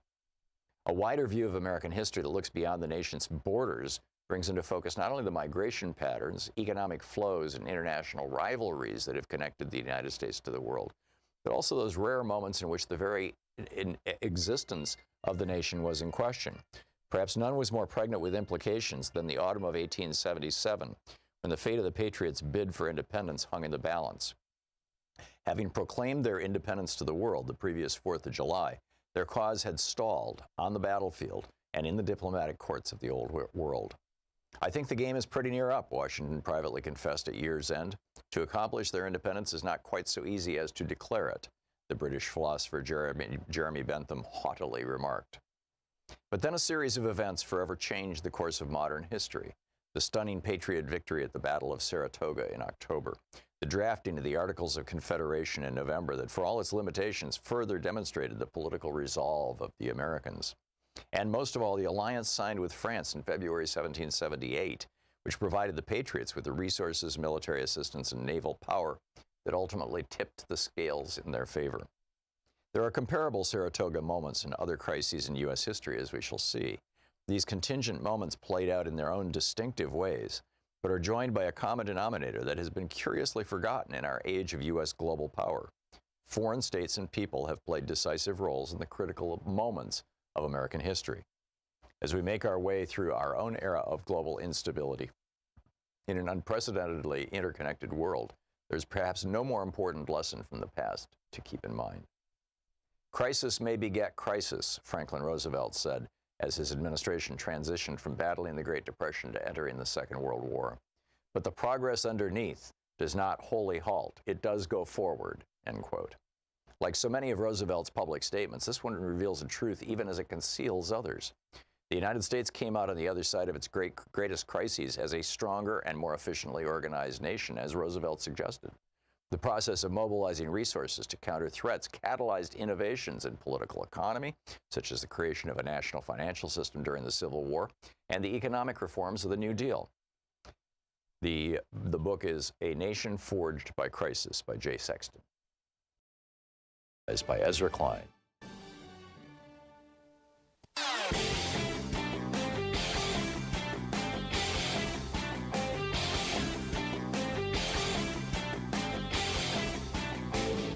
Hey, thanks so much for sharing our program and for reaching out to our stations and sponsors and letting them know that you're listening. It really means a lot to us. Back in 2018, Pastor Dave Barnhart of the St. Juania United Methodist Church in Birmingham, Alabama, delivered a sermon that is worth revisiting. He said, "The unborn are a convenient group of people to advocate for. They never make demands of you. They are morally uncomplicated, unlike the incarcerated, addicted, or the chronically poor. They don't resent your condescension or complain that you're not politically correct. Unlike widows, they don't ask you to question patriarchy. Unlike orphans, they don't need money, education, or childcare. Unlike aliens, they don't bring all that racial, cultural, and religious baggage that you dislike. They allow you to feel good about yourself without any work at creating or maintaining relationships. And when they're born, you can forget about them because they cease to be unborn. It's almost as if, by being born, they have died to you. You can love the unborn and advocate for them without substantially challenging your own wealth or power." The whole clip is over at thomhartmann.com. Check it out. And welcome back, Roger in Forest City, Iowa. Hey, Roger, what's on your mind today? Hey, love your show, Tom. Thank you. Back at you. It's Anything Goes Friday. What's up? Say, I'm a disabled veteran, and I've got a couple friends that have always been Republican. One's a veteran, the other one's not. And I've been kind of predicting everything that Trump would do as his presidency went on. And now both of them are pretty mad about this whole Trump deal. And the one that's a veteran, he said he'll never vote for another Republican as long as he lives. Is that because they've been watching the hearings or what? I mean, what is it that's pushing them over the edge? Well, he heard all Trump's lies, and he said that was just too much for him. Lies about what? About the election? About everything throughout his whole. Oh, okay. He voted for him the first time, but he didn't vote for him the second time. Oh, okay. A lot of that happening. That's why Trump lost the second time by 7 million votes when he only lost the first time by 3 million votes. Yep, and neither one of my friends voted for him the second time. But anyway, we were talking about Senator Grassley from our state. And since he's been in office, we've lost over 30,000 family farms in the state. Whoa. And my friends were saying that they want to call him there at the Senate. You can call and leave a message or whatever. Mm-hmm. And this is what they're both going to say, because we all sat around the other night and discussed it. But they're going to say, so were you so ignorant that you didn't see what a crook Trump was? Because if you were, you shouldn't be in office at all, and you should resign right away. But if you did see what a crook he was, you should be in prison for not fulfilling your oath of office. Well, Grassley's running for election this year, isn't he? Re-election? Yes, he is. And he's like 86 or something? Yeah, he's getting up there. But, he's never done anything really good for the state. I mean, if you or I were in office and 30,000 family farms had been lost during our tenure, no way would we ever be voted back in. But these farmers in this state are just so tied to him that he's losing support now. I mean, big time. Well, it's good to hear, Roger. I think it's entirely possible between the now obvious corruption and criminality of the Trump administration and the support of that criminality across the board in the Republican Party, the ending of abortion rights, the ending of the right to live in a state or a community where you're safe, relatively safe with regard to gun violence, the ending of the right to have a good public school, now that all that money is going to be siphoned off to religious schools and academies. Over and over and over again, the average working person, the right to unionize, all these other things that have been hacked away by Republicans over the years. I think, frankly, this fall has the potential to be a huge Democratic wave election. I am hopeful. I'm very hopeful that that'll be the case. Roger, thank you for the call, and thanks for sharing your experience with us. Chaz in Lakewood, Washington. Hey, Chaz, how's that cough? Sorry about that, Tom. I thought I was still a half a dozen calls away. Listen, what's up? Roe v. Wade was stricken down. We now have blanket open carry and church and state erosion and religious funding, which unconstitutionally contradicts the First Amendment. Look, in a single week, the court has pitched the U.S. back into the dark ages. In a single week, Tom, we may as well say the year is 2022 BC. Yeah, well, I'd say we're back to 1920. They took us back 100 years. They took us, at least they took us back to 1936, before the court changed, back in the Lochner court era. I'm with you, Chaz, and the question is, what are we going to do about it? And obviously, it's going to take some substantial Democratic majorities in the House and Senate, and in individual state houses and senates and assemblies and whatever they may be called, to reverse this.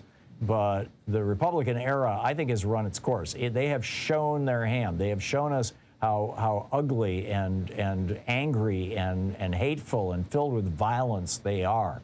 And this one thing. Go ahead. Yeah, it's one thing to have lived to witness this. God, Tom, I hope that you and I are still alive when we see that it has run its course.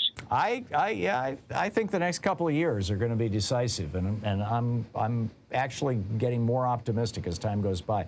The worse things are, the more I think it's likely that you're going to see a lot of people show up and vote. That's certainly what happened, in 2020. People were sick and tired of Donald Trump.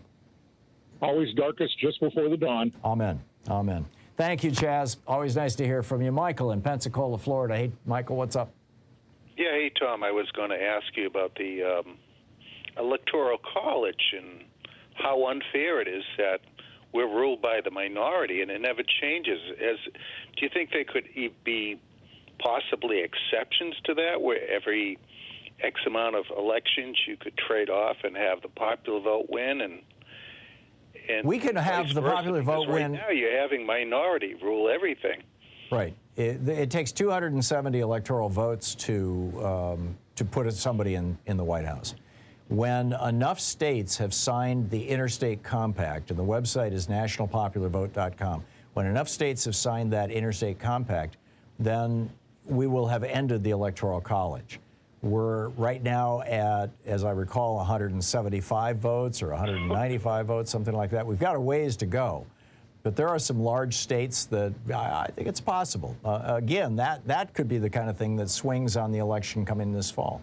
But I'm with you, Michael. And even, like I said, even if it's a half measure where sometimes they get there. Well, that's not going to happen. It's going to be all or nothing. Either the Electoral College is going to be replaced by the Interstate Compact, nationalpopularvote.com, sign up, check out your state and see if your state has joined.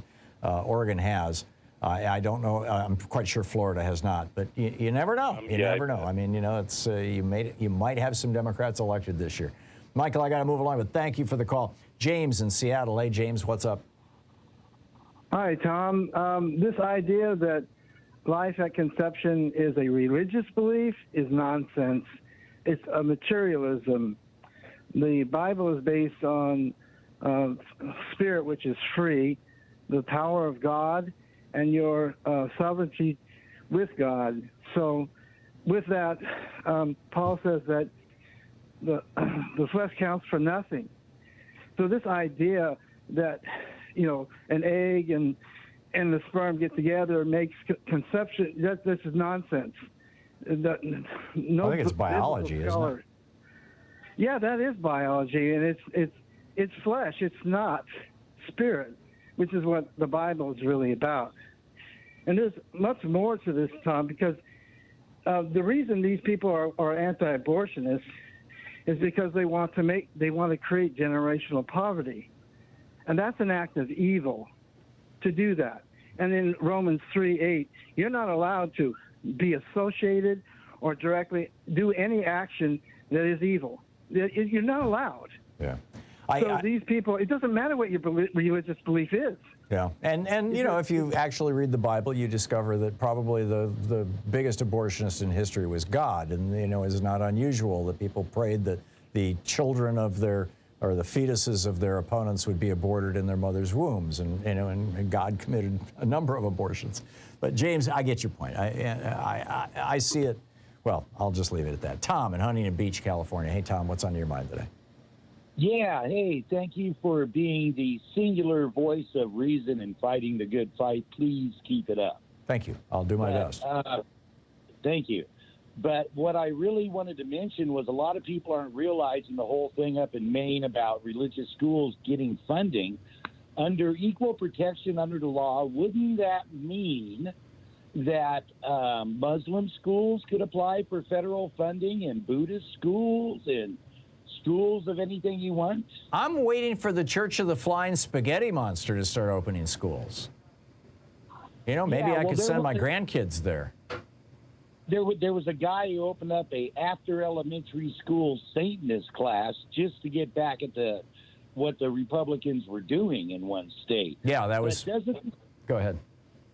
I'm sorry. Doesn't this open up a circular firing squad unless they gut the whole thing and say, no, only Christian schools, and then they're getting equal protection under the law? Yeah, you know, it's entirely possible, and you know, we'll have to see how this all plays out. But whether they're going to start freaking out when you start seeing madrasas being funded with federal and state dollars. Frankly, I'm guessing that they're perfectly willing to accept that. And I doubt that the Church of Satan is gonna exploit this, you know. So we'll see. 45 minutes past the hour. Up next, your calls. Stick around. You're listening to Thom Hartmann. Visit thomhartmann.com for audio and video archives. Let us not forget, lest you fail to hear the first hour of the program. Up next for Clarence Thomas is birth control. He wants to take down your right to birth control.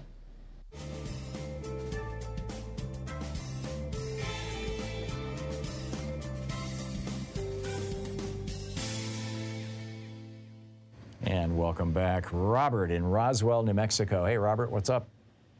Just a comment, Tom. Mm-hmm. If you look at all the laws passed in the red states, it looks like Republicans want to outlaw Democrats. Yeah. And that's the voting laws are all about that and have been for a long, long time. Absolutely. Yeah, and of course, if that's the case, then all Democrat votes are fraudulent. So we gotta. Well, somehow, whenever Republicans win elections, there's not a peep about election fraud. It's only when Democrats win elections. So, you know, yeah, I think your analysis is 100% accurate, Robert, and very well said. Thank you. Mary in Aurora, Colorado. Hey, Mary, what's up?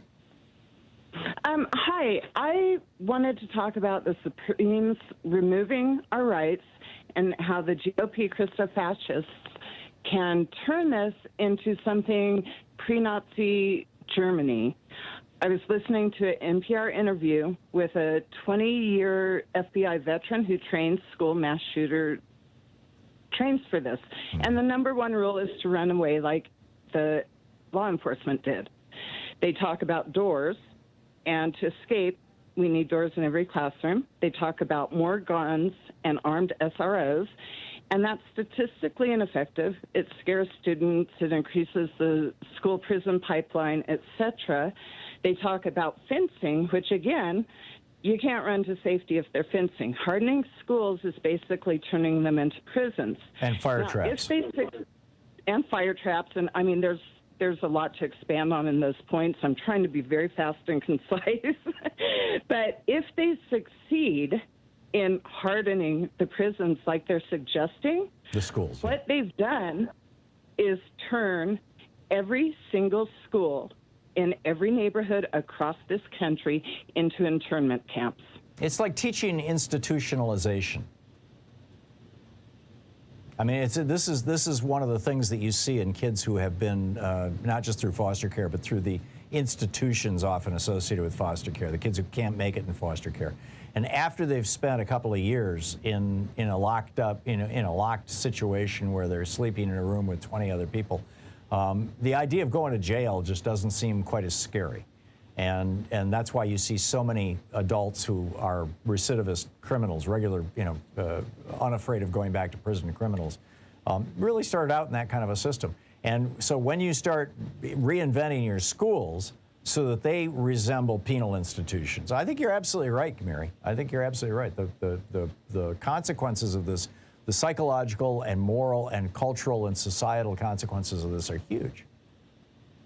Well, and if you want to talk about the schools and the SROs, kids won't turn people in. But if they had a 24-hour anonymous hotline, then they could turn their friends in. If they had a school counselor to talk to, then they could turn in dangers because it's safe. And when you're kids, you're very, you're impressionable, and the crowd around you matters.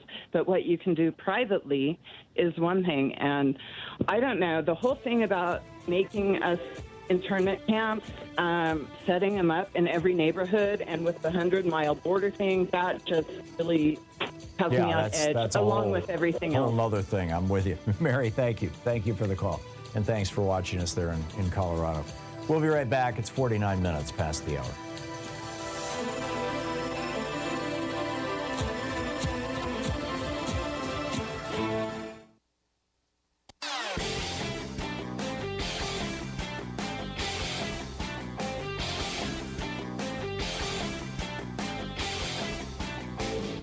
Share the Thom Hartmann Program with your friends. We're available on SiriusXM, Free Speech TV, Pacifica, commercial stations nationwide, YouTube, Twitter, Facebook, on the Thom Hartmann app, and you can even tell your smart speaker to listen to the Thom Hartmann Program. An amazing new report out from the Global Alliance on Health and Pollution suggesting that pollution is causing around 9 million premature deaths around the world, but 4.5 million of those are the consequence of outdoor air pollution, and the major contributor to that outdoor air pollution is cars and trucks. It turns out that cars and trucks that burn fossil fuels produce little teeny tiny particles.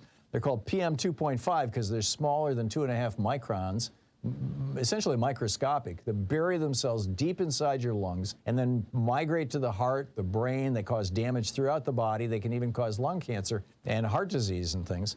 And guess what? Electric cars produce none of this. Also, when you hit the brakes on a regular car, you're burning your brake pads and throwing particles out into the air. On an electric car, you hit the brakes, you're slowing it down with the motors. There's a video about the whole thing over at thomhartmann.com. Check it out.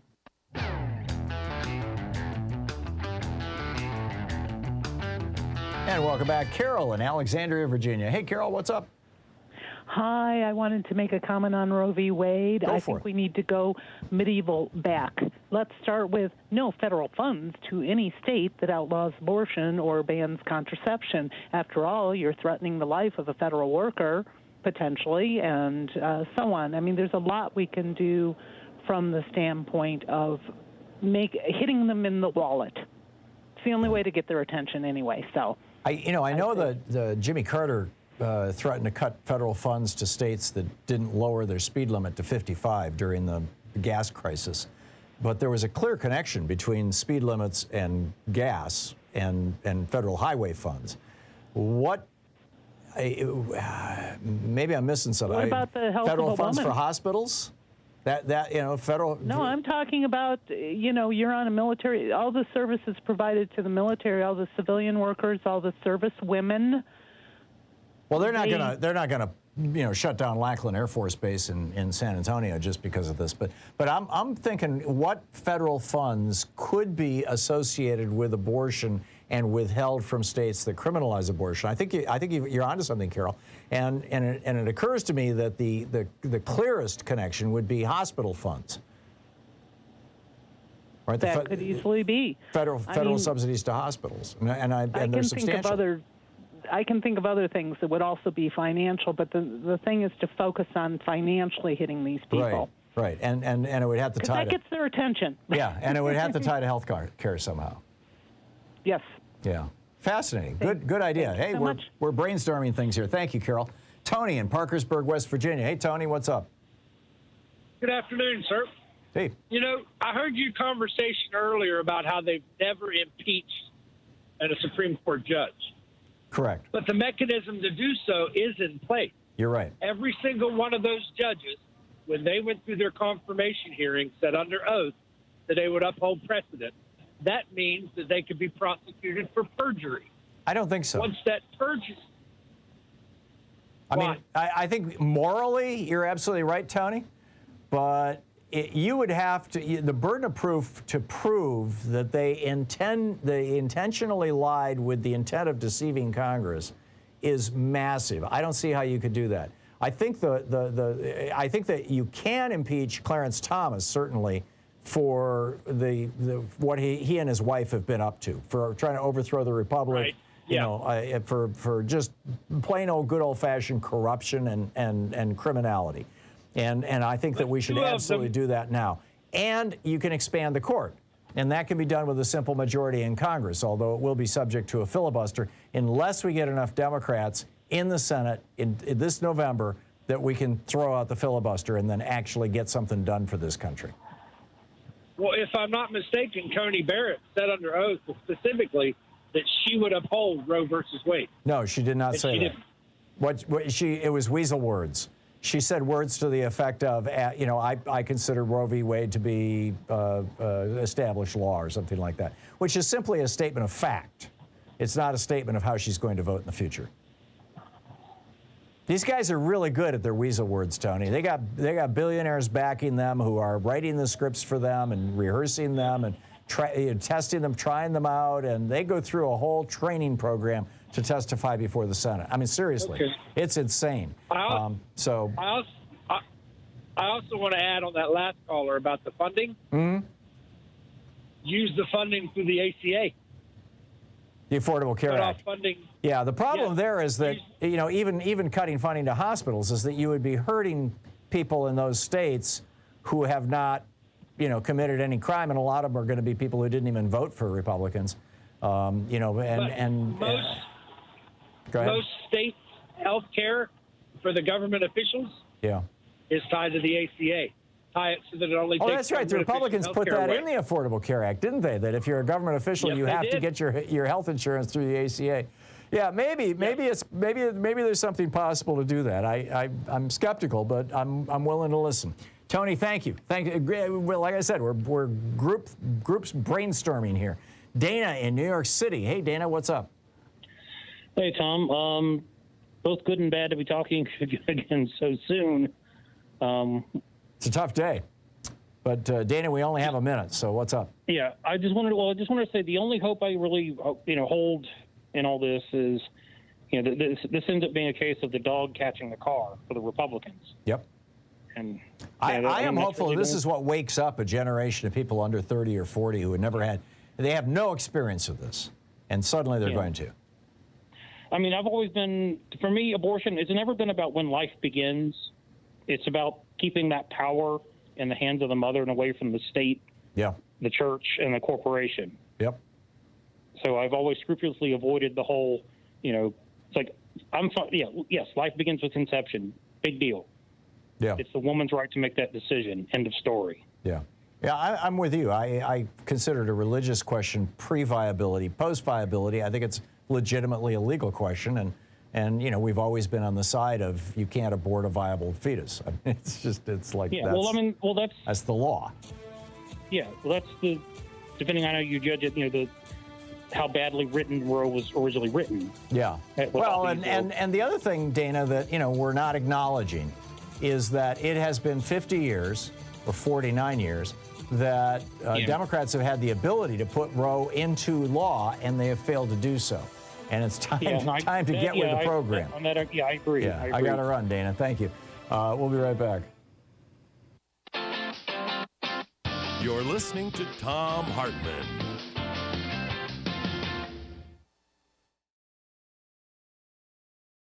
In addition to bringing you the Thom Hartmann Program here on Free Speech TV and Video Media Online, we also have a whole set of ways you can interact with us and tools you can use to spread the word about the importance of democracy and the threats to it in our republic. First, there's your daily homework. Sue Nethercutt puts together a daily email newsletter that has a link to every story I discuss on the air, so you can find my sources and you can share them with your friends. It's free and you can sign up at thomhartmann.com. Second, I publish my daily take every day over at the hartmannreport.com website. That's also free if you want the daily 5 days a week rant in your inbox. No ads either. Third, we have the podcasts. There's the free 1-hour version of our daily show that's advertising supported. You can find that wherever you get your podcasts normally. And then there's also the podcast of the entire 3-hour show with no advertisements, and that's available by subscription over at thomhartmann.com. So check them all out at thomhartmann.com and hartmannreport.com.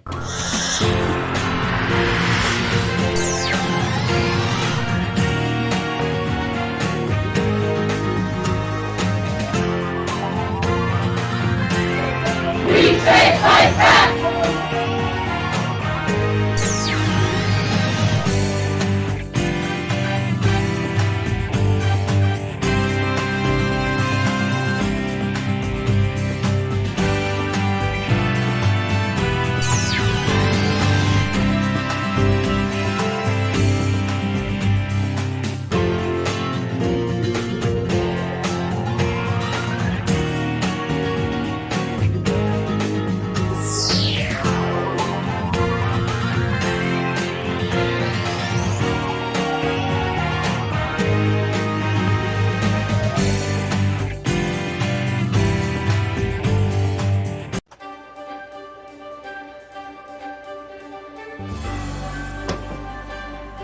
Today's book in our book club is The Hidden History of the War on Voting, Who Stole Your Vote and How to Get It Back, by this guy, Thom Hartmann.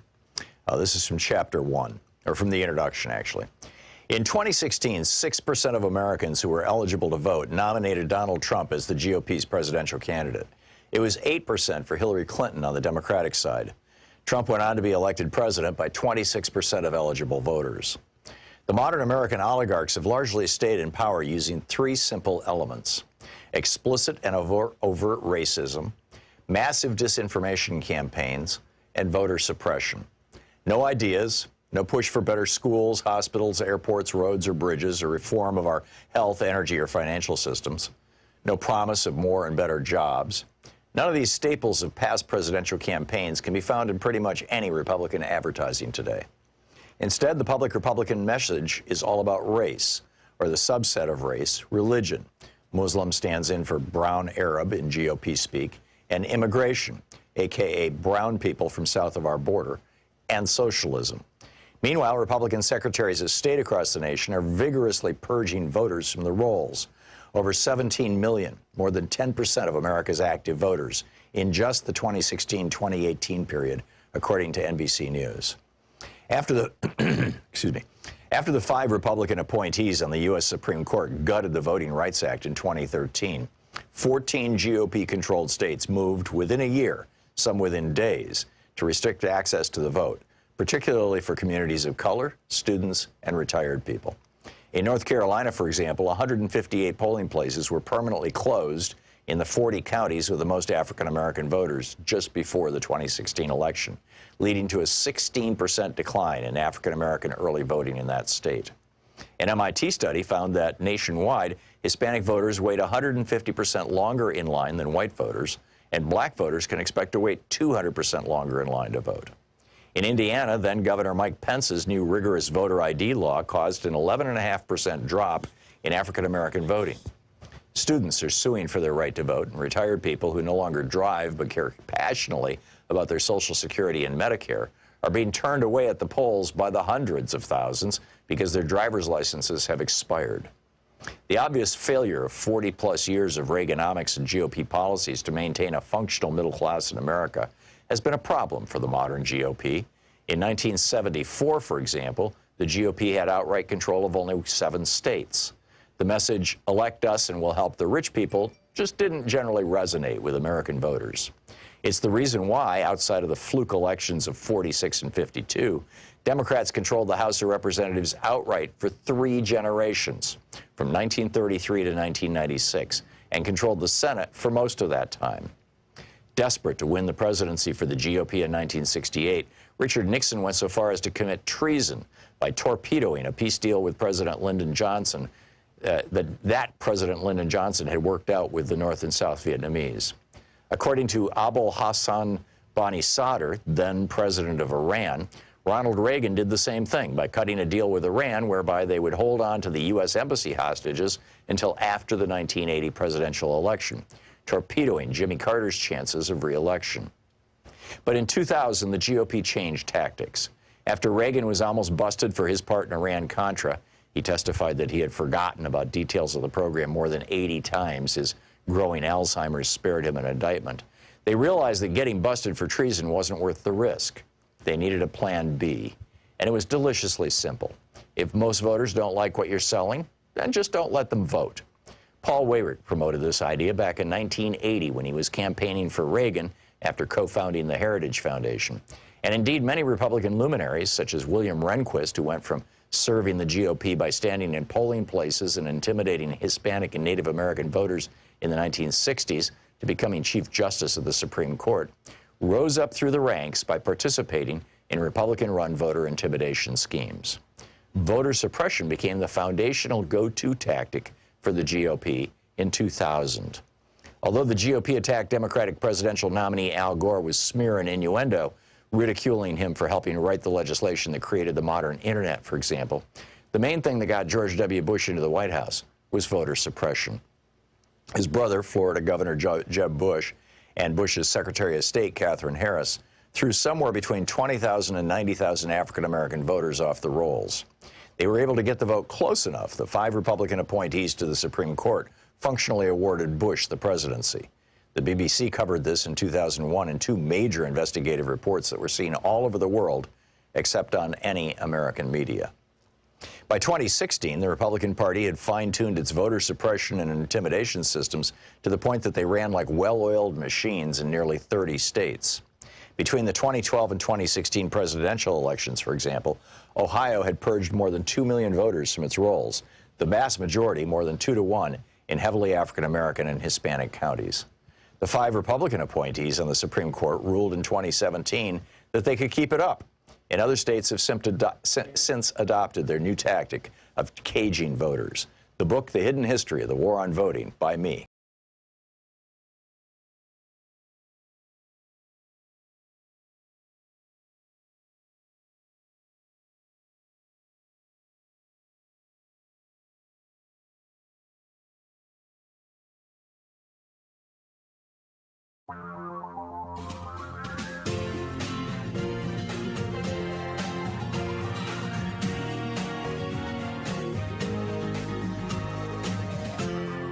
This is the Thom Hartmann Program.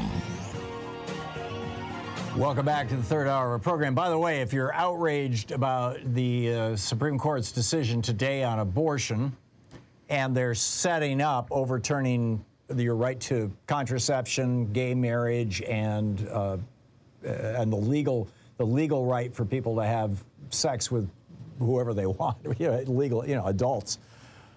Basically Lawrence v. Texas, which uncriminalized gay sex in Texas. If you're outraged about the assault on those, or yesterday's assault on your right, if you live in 7 states, on states' rights, basically, a 10th Amendment case, your right to live free of gun violence. I'm warning you, I wrote an op-ed about this a week and a half ago, as I recall. The West Virginia case is called West Virginia versus EPA. Is probably going to come down on Monday. And I'm expecting that case is going to kill the Environmental Protection Agency. So get ready. There's worse to come, or more to come, let's say. I don't know about worse, but there's more to come. Okay, it is Anything Goes Friday. We're picking up your calls in our National Town Hall meeting here, our town square. Steve in St. Petersburg, Florida. Hey, Steve, what's up? First of all, thank you for providing a nationwide town square. There are so many depressed and angry and scared people right now. It's really amazing. And I'll start with one thing that's not on the abortion topic, although that's my main topic, which is I'm here in Florida, where I grew up. It hasn't rained at all in the month of June, and we have temperatures in the 90s. and humidity like the desert Southwest, we are in hard climate change right now. Oh, really? You're in a drought? Not just a drought, but we have desert Southwest humidity and temperatures. Oh, that's amazing. And you're in St. Petersburg. And so you're up, St. Petersburg is in the north part of the state, right? No, sir. It is just to the west of Tampa on the coast. Oh, okay. And if I'm remembering I've spent a fair amount of time in Florida, but I'm nowhere near as my wife lived there actually as a child, but she knows the state well. I don't. But my recollection is that most of Florida pretty much does not have access to water. You get your water from the Everglades, or I mean, what's the water? Because you can't drill into these old limestone formations, or can you? How do you guys get water? Well, they do have the Florida aquifer, which is being depleted and polluted at the same time. You're right. There's no reservoirs here. And we relied on what used to be a tropical climate where every day in the summer it rained about an inch at 3 o'clock in the afternoon. You could set your watch by it. Not anymore. Huh. Interesting. Climate changes here. We only get rain if it comes in with a tropical depression. Everything's dying. It's sad. Wow. Wow. And that goes along with Roe v. Wade. And let me just say, the thing with Roe v. Wade is, and you know this from studying like Buddhism, etc., being born isn't universally seen as a blessing by all religions. And one thing is for sure, as soon as you're born in the Christian tradition, you become a sinner. A fetus is innocent. I don't understand why Alito and these other so-called Christians want to force an innocent thing to be born to be another sinner. Now, as far as ecology goes, our species has already exceeded carrying capacity, and every new human born is one more nail in the coffin of the biosphere. This ruling is gestation slavery for women. It's a field day for rapists and incestors, and it helps to destroy the planet. Yeah, and it's not going to stop abortions. It's just going to drive them underground. No legislation has ever stopped abortion. It's just going to cause women to die. Yeah. Yeah, and it's going to make it, I mean, why? Nature gave women 99% of the reproductive burden. All a man has to do is drop some sperm. Women are already burdened by nature. Why do these people want women to suffer so much? Because they do not. This is one of the features, and it is a feature, not a bug, of fascist systems. Is essentially the male domination of women, because fascism relies on violence, and violence is heavily associated with testosterone. I mean, look at the number of women who commit murders is like under 2%, I believe. Right. The number of women who commit armed robberies is probably under 5%. These kinds of crimes, this kind of violence, that is violence in general, is associated with testosterone in men. And that's why fascism in general is a male-driven movement. And what we are seeing is, we're approaching peak fascism here in the United States, and we're seeing this fascist movement. And one key part of it is buttoning down women, putting women under your thumb, putting women under control. And that's what this decision is all about today. It's about giving the men in the red states, the Republican-controlled states, the fascist states, the power to control their women. And a power that they feel like they lost in the 70s. You have a million other callers. Governor DeSatan has already said, you just wait and see. I'll make sure abortion is totally illegal in Florida as soon as I can. Yeah, well, he's going to, and no doubt he will do it. Steve, thank you for the call. It's great to hear from you. And Bill in Clifton, New Jersey. Hey, Bill, what's on your mind today? Yeah, hey, Tom. I was going to talk about gas. I just want to say something quickly about abortion, can I? Sure. Is it a religious or a scientific thing that they're basing this on? Because if it's religious, then they have to stop killing cows on behalf of the Hindus. Yeah. It is, they're not making a decision. What the Supreme Court has said basically is, we're not deciding whether abortion should be legal or illegal. We're going to allow the states to decide that. And so, right. And that, obviously, you've got, 7 Catholics on the court, and and the Catholic Church has been the largest agitator on this issue for years, for better part of a century. And yeah, well, go ahead. We should have 26 judges, to match the number of districts there are, because there are always 2 for each federal district in the beginning. That's why there were 6 in the beginning. There were 3 federal districts. Now there's 13, including Maine. But I was going to call about the gas tax. About gas. The one way they could bring down the cost is there's $52 billion in subsidies to the oil company. If they get this windfall tax thing, that's $40 billion. And if they get the oil companies to pay the 15% corporate tax, that's $31 billion. That's $123 billion divided by 220 million people with driver's license equals $560 a year. People spend annually $2,000. So that brings it down to the gas from $5 to $3.60. If they should happen to do this tax it's called holiday or something, fee and rebate, or tax and rebate. Right. So the money's there. They just have to claim it. Yeah. But, between those 3 things, that's $123 billion sitting in the oil. I think all they have to do is appropriate it and raise the taxes. Yeah, I get what you're saying, Bill. Bill, thank you. Ron in Buffalo, New York. Hey, Ron, what's up? Yeah, I've got 3 points. If I was running for office for a Democratic Party, from the lowest dog catcher up to the president, 1, the courts have ruled that because of gerrymandering and voter suppression that have laws that they have allowed to stand, that if you win the election one time, you can cook the books for generations. Number 2, they have made it impossible or very much more difficult for states to protect their citizens from of gun violence by reasonable gun restrictions. And 3, they have also said that the states can interfere at the same time in the rights of a woman to control her own uterus. Why don't the Democrats package that and run on it for the next 2? How come it seems like they can never package something like that? Yeah, if they don't, it's criminal malfeasance, criminal political malfeasance. But I think that's absolutely what's going to be happening. Is that the Democrats are going to be, and they already are. I mean, but Joe Biden, the president, in the first hour of our program, you heard him. He came out and he said, what's the #1 solution to this? Vote, right? Get out to the polls. So yeah, this is spot on. You are absolutely right, Ron, and it needs to be done. We need to get active. No more time. The time is now.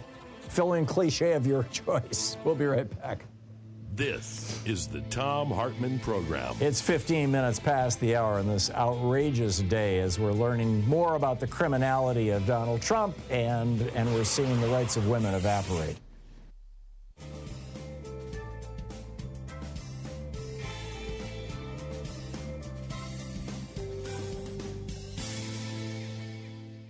And welcome back. Stan in Amboy, Washington. Hey, Stan, thanks for calling. What's up? Hi, Tom. I was just had kind of an idea, like if you got 3 real prominent authors. Well, first of all, it's about global warming, and it scares me to death. I think it's bigger than any of the other stuff, like abortion rights and all that. But I hate that too. The Supreme Court's bad news. Anyway, like if you got like Margaret Atwood and Stephen King and Cormac McCarthy and all had them write a book that was just scarier than anything, maybe it would change some minds. About climate change? Yeah. I think it's... have it end really bad. It's knocking on our door right now. I mean, we had a caller earlier who said that Florida is now like the desert Southwest. Oh, We've got... we had 116-degree weather here last summer. It's going to be 100 degrees this weekend here in Oregon, which is something that just doesn't happen. You're saying 100? Yeah. Ugh. Yeah, and it's spreading it's already spread across the country.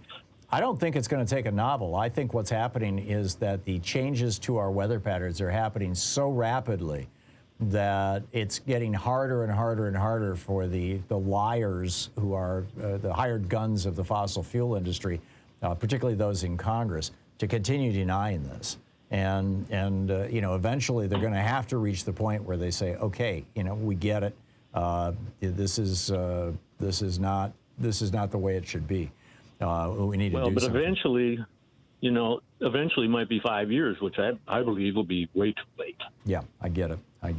Stan, thank you. I don't disagree. Ray in Worcester, Mass. Hey, Ray, what's up? Hi, Tom. How are you doing? I'm well. What's on your mind?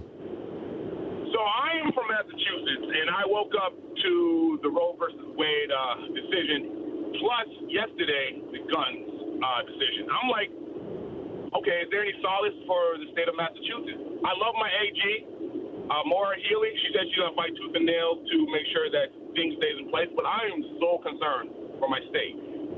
And it makes me wonder, with me and my wife's decision of leaving this country, is that like a real solid solution? It's probably not, because most other countries in the world won't take us, Ray. But let me ask you a question. You always said that as a developed country, we don't have universal health care and other subsidies that other countries have. Right. So how is this not a solid mind decision? Like if I go to a country that does have universal health care, and when I retire, that I could actually put my kids through college, because some countries do have universal college. Every other developed country in the world has essentially free college. In some cases, they pay you a subsidy. But here's the problem, Ray. If you might be able to get a permit to live in another country for a period of time, but you're going to have to show that you have a job. I mean, it's like getting a green card here in the United States. No. So my thing is, like I said, I'll retire in 2 years. Mm-hmm. That means I'll collect a retirement until I'm dead. Oh, well, there's a bunch of countries that will be very happy to host you then. I mean, particularly in Central America. Costa Rica. Yeah. So we were thinking about this. Yeah. So if you bring enough money, they'll welcome you with open arms. Right. A friend of mine has essentially retired to Mexico. He comes up to Michigan 2 or 3 months out of the year to essentially maintain his citizenship or meet some sort of a requirement that Mexico has. So my thing is, I fear for my girls growing up in this country where they're taking away rights. Yeah. And in some states, they're saying interracial marriage might not even be legal. I'm That's like, right. oh, wow. Yep. The world is getting wild here. Ray, thank you for the call. We'll be right back. Stick around.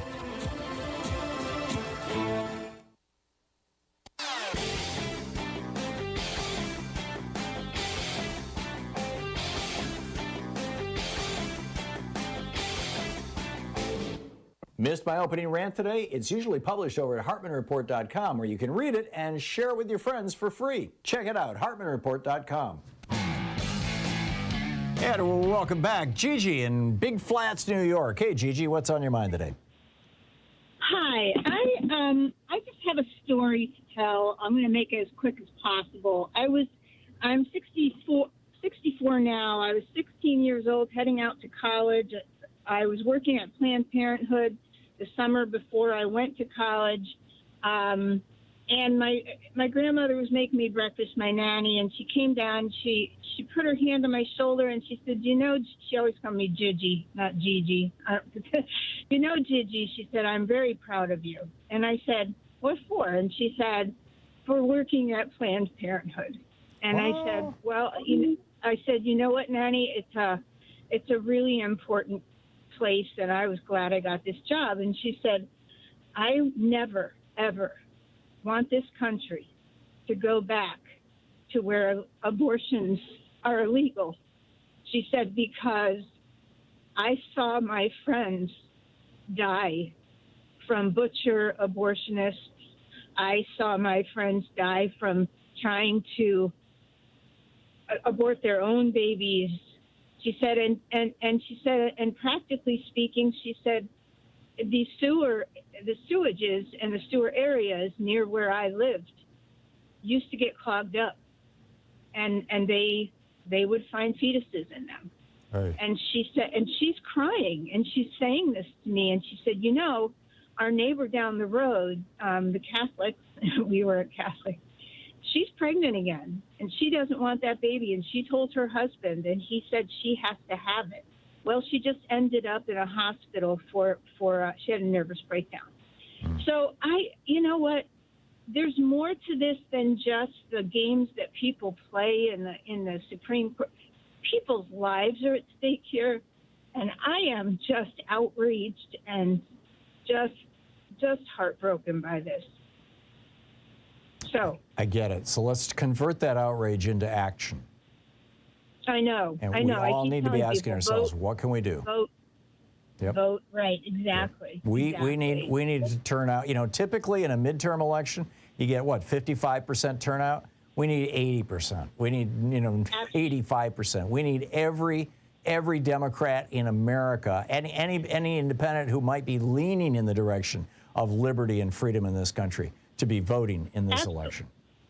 Absolutely, and this on the tail end of the gun law they just passed, and where sure, let's sacrifice some more of our babies in school. I don't understand it. Well, I think the caller earlier who pointed out that in Christian theology, a fetus is innocent, but once it passes through the birth canal, it acquires the contamination of woman's original sin, of Eve's sin, and is born in sin and in need of redemption.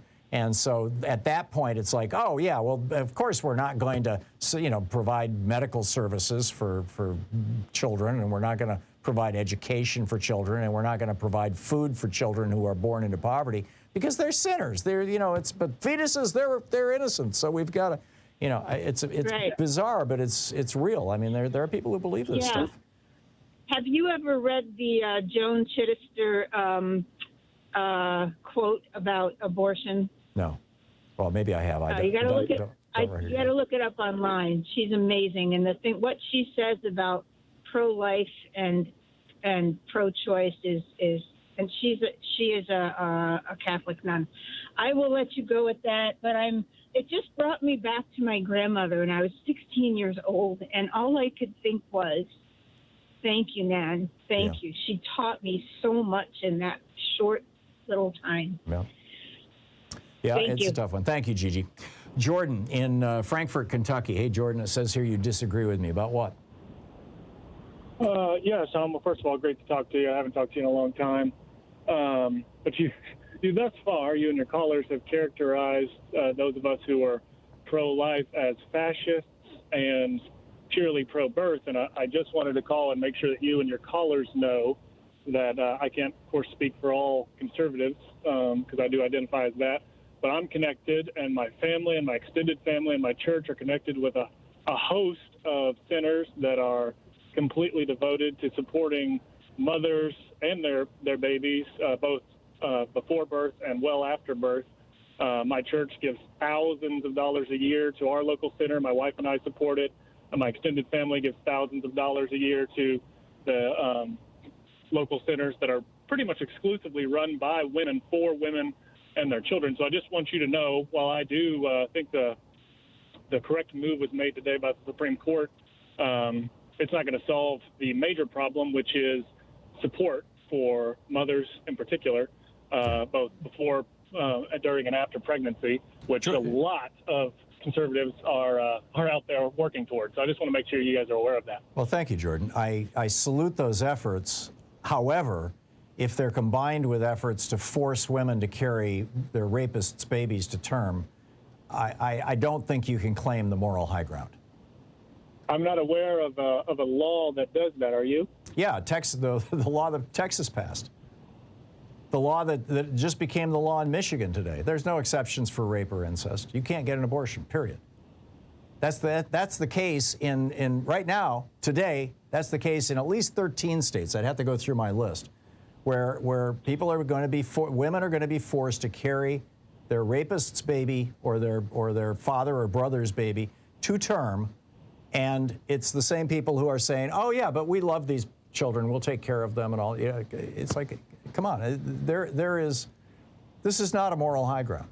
Yes, it's wonderful that you want to support women and children. God bless you. I think that's a marvelous thing. We should all be charitable in our lives, our churches, our organizations. But we've gone too far here. Jordan, thank you for the call. And thanks for a thoughtful and respectful conversation. I appreciate it. We'll be right back. It's 27 minutes past the hour.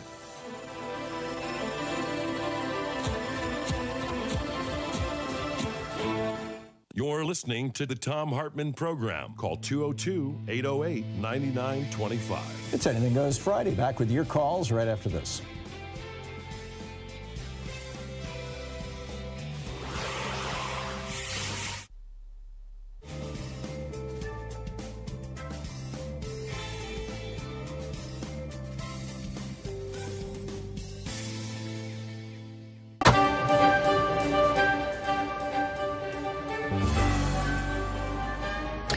Our book today is Jailbreak Out of History by Butch Lee.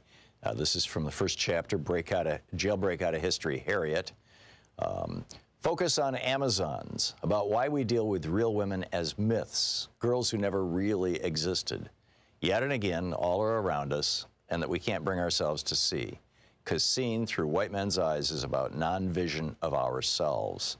So let's deal with a real Amazon. Think about Harriet Tubman. Take 6 months. In fact, take a year and think. Break it on down. What does it mean to be the most famous new African woman in U.S. history? What does it mean to be stuck in that lie?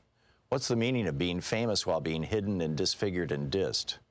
Let's jailbreak Harriet Tubman out of white history and place her in Amazon and new African, her story, her people's story. Harriet Tubman's life is a live weapon placed in our minds, showing us what it means to be an Amazon, which is why the capitalist patriarchy has forbidden us to touch on it for so long. In this, maybe for the first time, we can see Amazons as a future force in a clash of peoples and nations, not as myths, but as players in the whole difficult course of world politics. We can also appreciate the bittersweet tang of reality as the peeling away of layers of propaganda and disfigurement which have hidden Harriet from us exposes how much we assume and how little we have known. New African women have already pointed out the significant pattern of Harriet's exclusion. Cultural critic Bell Hooks said recently, I mean, if we could recover Ida B. Wells and Harriet Tubman to the extent that we've recovered, say, Zora Neale Hurston, I think that's an important contrast because people want to bury that revolutionary black female history. Historian Deborah Gray White connects Harriet's treatment to a larger pattern in the mainstream history of slavery, in which black women, quote, were reduced to insignificance and largely ignored, end quote. In examining the influential historian Stanley Elkins, she points out, quote, that Elkins seems to omit women altogether was accentuated by his description of slaves whom he identified as part of an American underground, those who never succumbed to Samboism.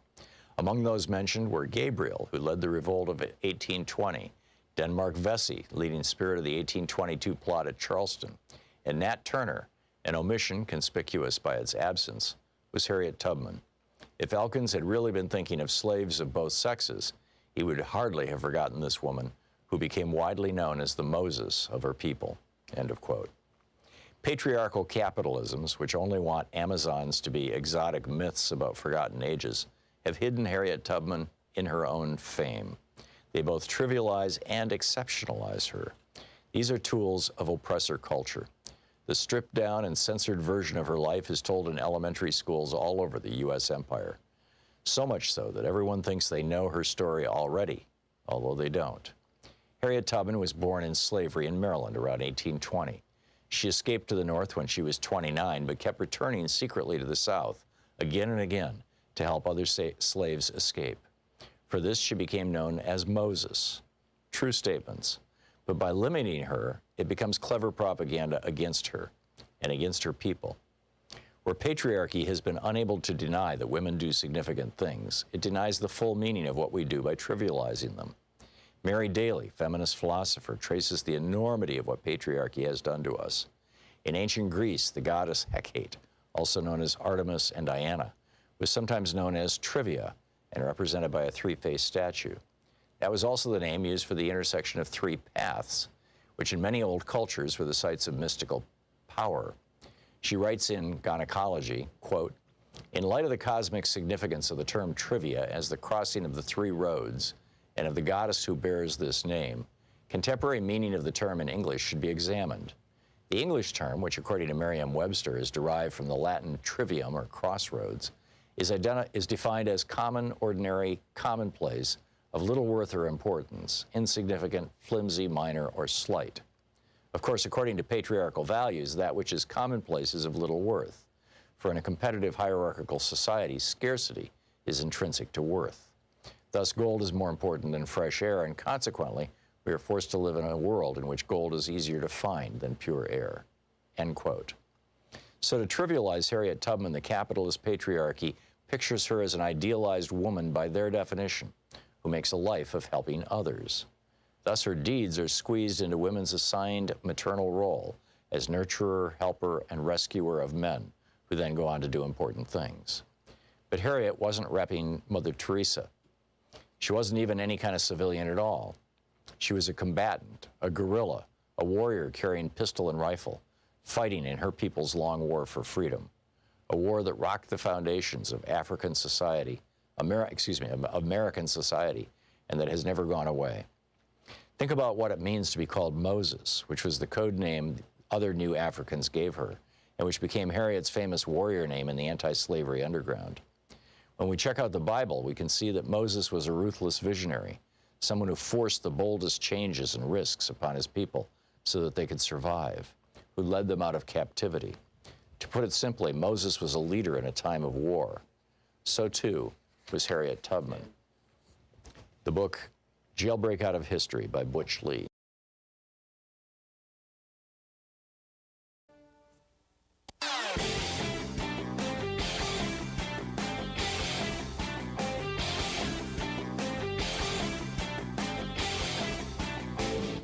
Our 1-hour free podcast recaps our show, and it's available wherever fine podcasts are found. And we have the full 3-hour podcast available over at thomhartmann.com if you want to really support our program. Welcome back. 34 minutes past the hour. Larry in Los Angeles. Hey, Larry, what's on your mind today? Hi, a whole lot of things. By the way, 2 months ago, Biden saw a $300 billion surplus for the month of April. Wow. Something that nobody talked about. Yeah. Nobody talked about so much for the national debt, huh? Yeah, well, they were interested in trying to make sure we have a recession so that Biden won't balance the budget by the end of the year, which still is a possibility. Wow. Because September normally also gives us a major spike in surpluses. Mm-hmm. But this thing with the right wing and our right wing Supreme Court, we basically have the dumbest people on earth gave us the Supreme Court, and that's the Republicans. And their right to life, these right to life people, these Trump-humping, Putin-loving incels believe that the Second Amendment gives them the right, an absolute right, to blow off the heads of little children, trumping those little ones' right to live. This is what the Supreme Court gave us yesterday. And then today they turn around and give us, say, oh, you can't abort these children. These incels have to have the right to use AR-15s to blow those kids' heads off. And that's basically what they've done to us in the last week. The damage that they're doing to this country is almost incalculable. I'm beside myself with what they're doing. This Supreme Court is a fascist Supreme Court. And in my view, I know this sounds a little bad, but they no longer should have the respect of the American people, because it wasn't respect that put them there. It was the right-wing fascists that put them there. The last few Republican presidents put them in that office. It wasn't the American system that put them in there. George Bush cheated to get the White House, and that's how he put the Supreme Court people on the list. And I think Donald Trump did the same thing in 2016. Oh, yeah, with Before Russia. I even got home from voting, they already announced that Donald Trump won. That had never happened in my lifetime. Yeah. No, I'm with you, Larry. And in fact, I want to do maybe next week we can get a guest on. There's a few people who are real knowledgeable about this. Obviously, Senator Shelton, White House, but how it is that the Supreme Court, is on the end of this massive pipeline of billionaire money, and how the billionaire class says jump and the Supreme Court says how high, and here we are. I heard Sean Hannity claim that Donald Trump was ruining his accomplishments when he was insisting on staying in the White House. And the first thought came to my mind, what accomplishments did Donald Trump get? We lost 3 million jobs. He gave us the biggest deficits in history, $3 trillion for 2 years running. Yeah. And you have to include the fact that the Federal Reserve helped him by adding an additional $4.5 trillion. All of that money went mostly to the corporations, making us even more a fascist state than we were before. Yeah. And yet not a single news outlet pointed out the fact that Sean Hannity was telling a blatant, bald-faced lie. Well, every day Donald Trump came out and said we got the best economy ever in the history of America, and they were all lies for the first 3 years. Yeah, the economy was doing well, but it wasn't doing as well as it was under Obama. And the news media ate that up. I know. And never pointed out the fact that Donald Trump was lying through his teeth day in and day out. Yep. And that's the system that we have right now. The Republicans have taken over our media. We've never had a liberal biased media in my lifetime. I'm 69 years old almost. Yeah. And the Republicans have always dominated the media. And when I used to call right-wing talk radio, they would always label me as a liberal. The things that I was talking about at the time, it was like 8 out of the last 9 recessions that the Republicans had given us. The liberal biased media never made that point. I was getting that point because I was doing my own research. Yep. They were calling me a liberal because I disagreed with the damage that they were doing to America. Yeah. But they weren't not calling me a liberal because I was listening to the liberal biased media, because the liberal biased media has been lying on Democrats all of my life. Yeah, it doesn't exist. I mean, well, if you want liberal biased media, you're listening to it right now. This is it. You know, I am proudly the liberal biased media, but you know, it is not to be found anywhere else. Larry, thank you for the call. It's always so nice to hear from you. Kevin in Roseville, Minnesota. Hey, Kevin, what's on your mind today? Thanks for listening to M950 KTNF. Yeah, thanks, Tom.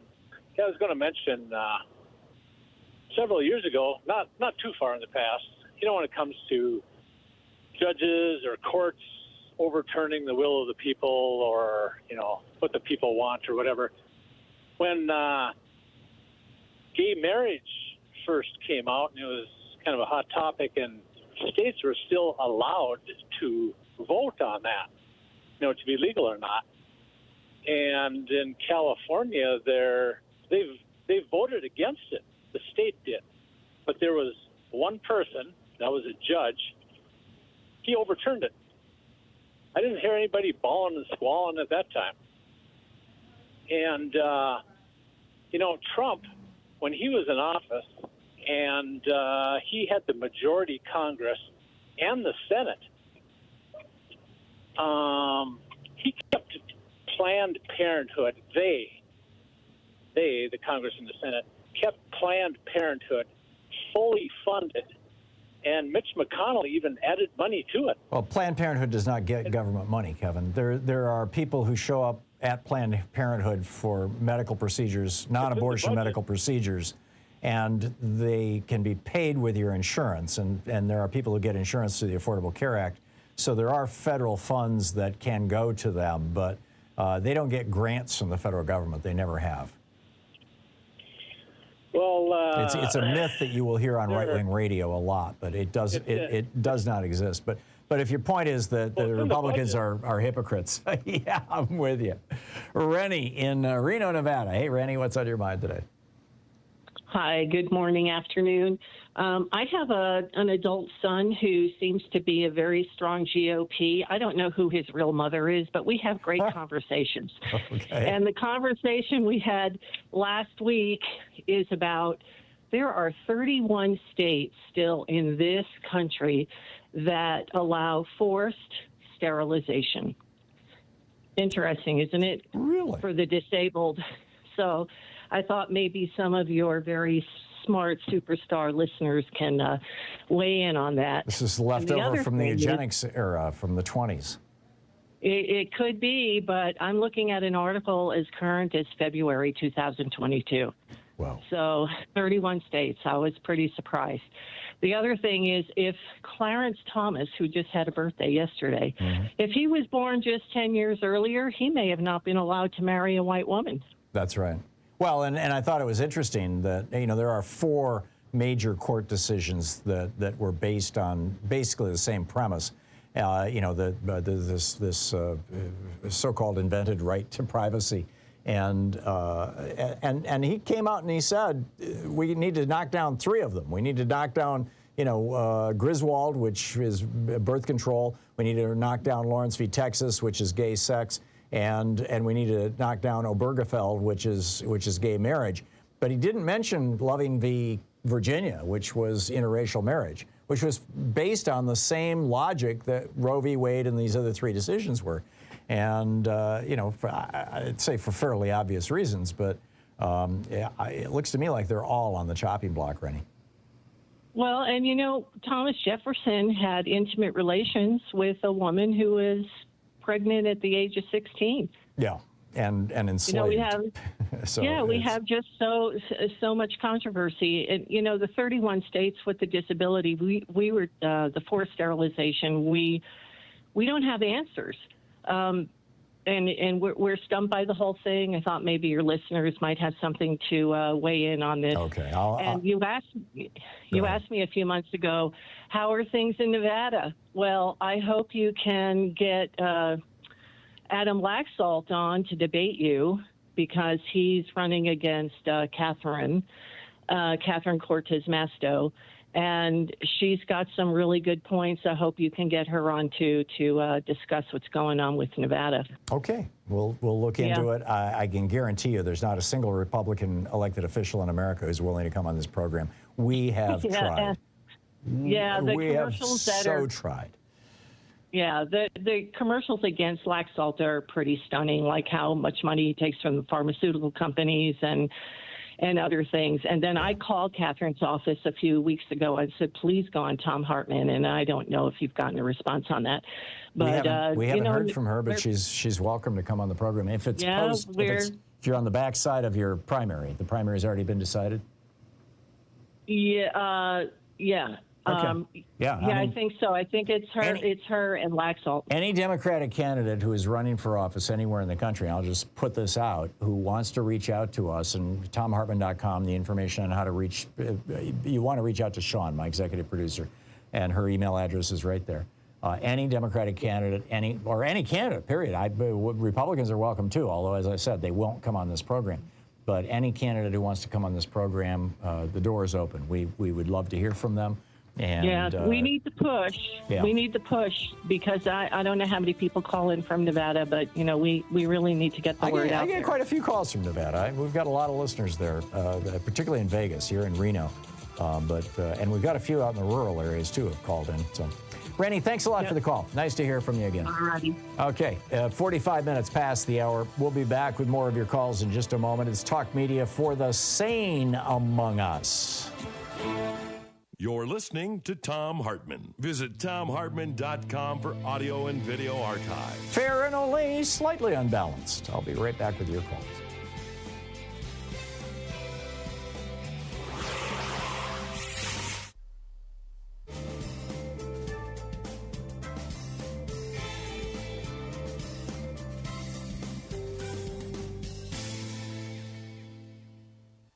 Welcome back. Robert in New York City. Hey, Robert, thanks for watching us on Free Speech TV. What's up?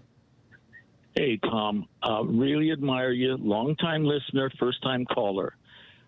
Did I hear on Amy Goodman this morning talking about something that squeaked through very hush-hush because of all that's in the press today about the 6-3 passage of if you are arrested and they do not read you your Miranda rights, you have no recourse? Correct. I think that's on the edge of a really slippery slope, Tom. I'm with you. I'm absolutely with you, Robert. That's more. And the Miranda rights have been in law since the 50s, I think. No, wait a minute. Maybe it was the 60s or 70s, but it's been a long time. I mean, Miranda rights go way, way back. Go ahead. The only other thing I want to mention is, because I think that is so frightening. The other thing is, the little gifts to the American public, the little gift shop that were, anyway, things that come in from other countries and things like that had been raided. And there was no longer a logbook being kept. I've seen that only 2 things talked about that. And they said they found it in such terrible disarray that things had been opened, pillaged, taken out, probably stolen. I just want to bring that back out to the face of the public again. Okay. All righty. Thank you, Robert. Kathy in Lansing, Michigan, my hometown. Hey, Kathy, what's up? Hi, Tom. Do you remember back when Sparrow and St. Lawrence merged? Frankly, I didn't know that they had. Although my sister-in-law used to work at Sparrow, so I should know.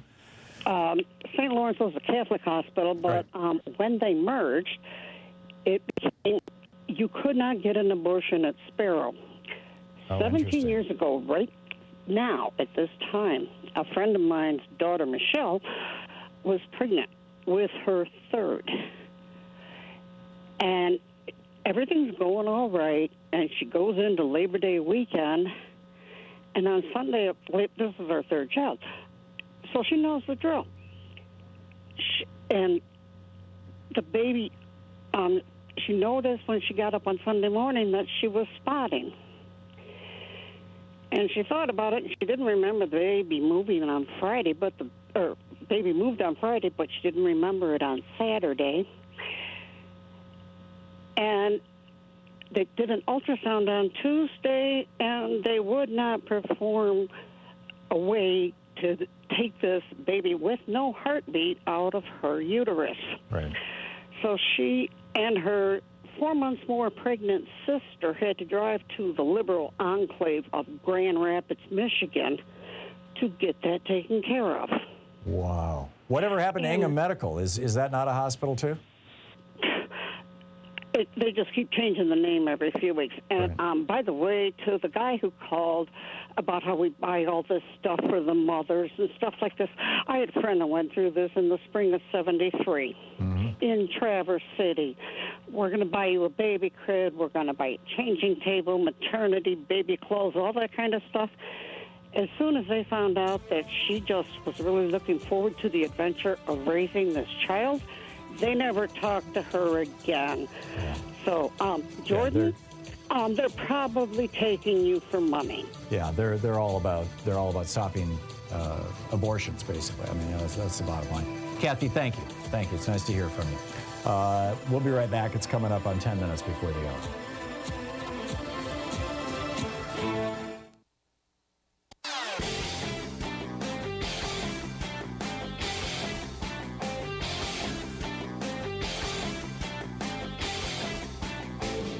Hey, I've got a new book out. It's called The Hidden History of Big Brother in America, How the Death of Privacy and the Rise of Surveillance Threaten Us and Our Democracy.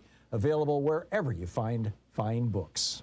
So are you and your family and your kids safer with a gun in the house? Well, Pew Research Center and Children's Hospital put together some amazing statistics. These are all quotes from their study. Quote, guns kept in homes are more likely to be involved in a fatal or non-fatal accidental shooting, criminal assault, or suicide attempt than to be used to injure or kill in self-defense.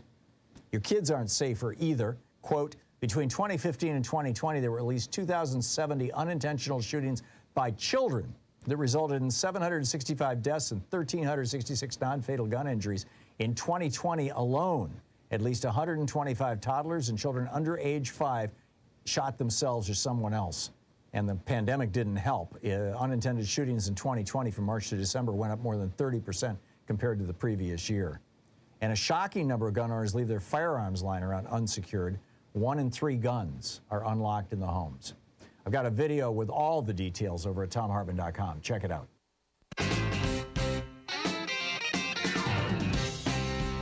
And welcome back. Picking up your calls, Jeff in Portland, Oregon. Hey, Jeff, what's up?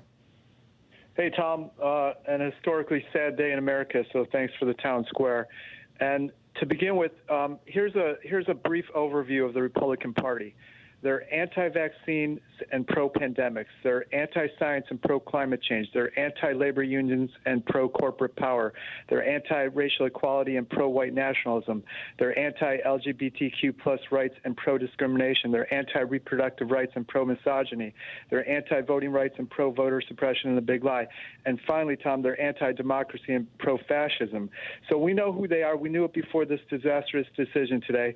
The question is, are we going to despair and let them get away with it? Or are we going to fight back and take back the country, our country? And that take back has to be at all levels, from the grassroots up to the president. And to use your expression, it's no time for weak tea. So while we need to organize and agitate on the ground, Tom, we also need President Biden to, as a start, to commit to expanding the court, to keep calling for an assault weapons ban, and to push for a big oil windfall profits tax. And we need Chuck Schumer and the Senate to start bringing these things up for votes, so the American people can see who's on their side. And Bernie himself called for this in an op-ed for The Guardian recently. He said it's time to forget this fruitless negotiating with Manchin and Sinema and start calling votes. So what do you say, Tom? Don't you agree we need to draw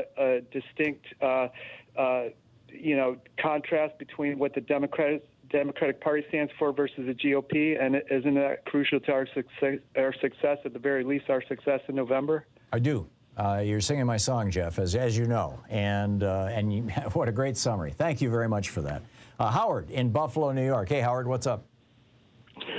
I just wanted to ask you, what did you think about, and whether it could possibly be done, probably can't be done, eliminating the Supreme Court and having these kinds of decisions determined by national referendum rather than by the Supreme Court? Because you got a court, stacked with judges by the Republican Party, and it's not impartial. It leans far to the right. But if you got what the people wanted in a national referendum, then you could, that's what the people actually want. It wouldn't be like you'd be guessing. Yeah, no, I get what you're saying, Howard. There's a couple of different kind of moving pieces to all this. First of all, the Supreme Court is not supposed to. It's not in the Constitution. Nowhere in the Constitution does it say that the Supreme Court can either make law or take down law. That's a power that the Supreme Court gave to themselves in 1803, and then they were so the country was so horrified that they did that they didn't do it again until 1856 with Dred Scott, and then they got burned on that one, and so they didn't do it again until the 1880s. Now every single decision they do is, we are the lords of the country. But that's not how it was designed in the beginning, first of all. Secondly, we do have a national referendum every 2 years. It's the election for the House of Representatives. Every single member of the House of Representatives has to stand for re-election every 2 years. In the Senate, it's every 6 years, and so every 2 years you have 1/3 of the senators. But the House is that national referendum. And third, to do what you're proposing would require a constitutional amendment, so it's not going to happen. Well, I didn't think it would happen, actually, but I was just thinking that it makes more sense than what we got. You said that the court got additional power. You gave the 1803 and so forth. You forgot about the 2000 when they put. Oh yeah, well they used that power to put George Bush in the White House. Absolutely, yeah. Howard. I get your frustration and I share it. And I think that your idea, your solutions are it's great. I mean, keep thinking. And we do have that referendum coming up in 5 months here in November, and we've got to show up. But they said we're going to lose it. I don't know. I think the tide is turning. I could be wrong, but my sense of it is the tide is turning. Howard, thank you for the call. Liz in Los Angeles. Hey, Liz, what's up? Hi. I want to talk about this abortion issue and the men who created these children. I think they should be paying child support from the day of conception. No, it makes if you're legally going to assert that a zygote is a human being, then and particularly with the personhood laws, then yeah, they should get child support. Yeah, and if they fail to do so, or they fail. I've worked in the family law courts, and I did go into the child support worked a couple of times in the child support collection, and you would be amazed at some men who had children all over the place. One guy used to go to another country to visit his wife, and every time he went down there, he created another child. So they had 8 children. Wow. And then he had 3 girlfriends here. Yeah. Liz, I'm sorry, I got to run. I'm out of time, but thank you. Hey, special thanks to Louise Hartman, Sean Taylor, Nate Atwell, Jamie Holly, Joyce the Hammer Nance, Nigel Peacock, Sue Nethercutt, Patrick Hoyt, Geraldine Halbert, Ron Hartenbaum, Chase Spross, Nicholas Miller, Pat Sweeney, Al Gorilla Rhythm, Connor Arroyo, and Carna Verde. All the folks who work on this program to bring you whatever this is that we bring you every week, every day, 5 days a week. I think it's enlightenment, right? And I hope you do too. I hope it's of value to you. Thanks so much for listening to our program. If we ever learned the importance of political action, we learned it today. Get out there, get active. We need to get ready for November. Tag your it. We'll see you on Monday. Have a great weekend. You've been listening to Thom Hartmann. For audio and video archives, visit thomhartmann.com.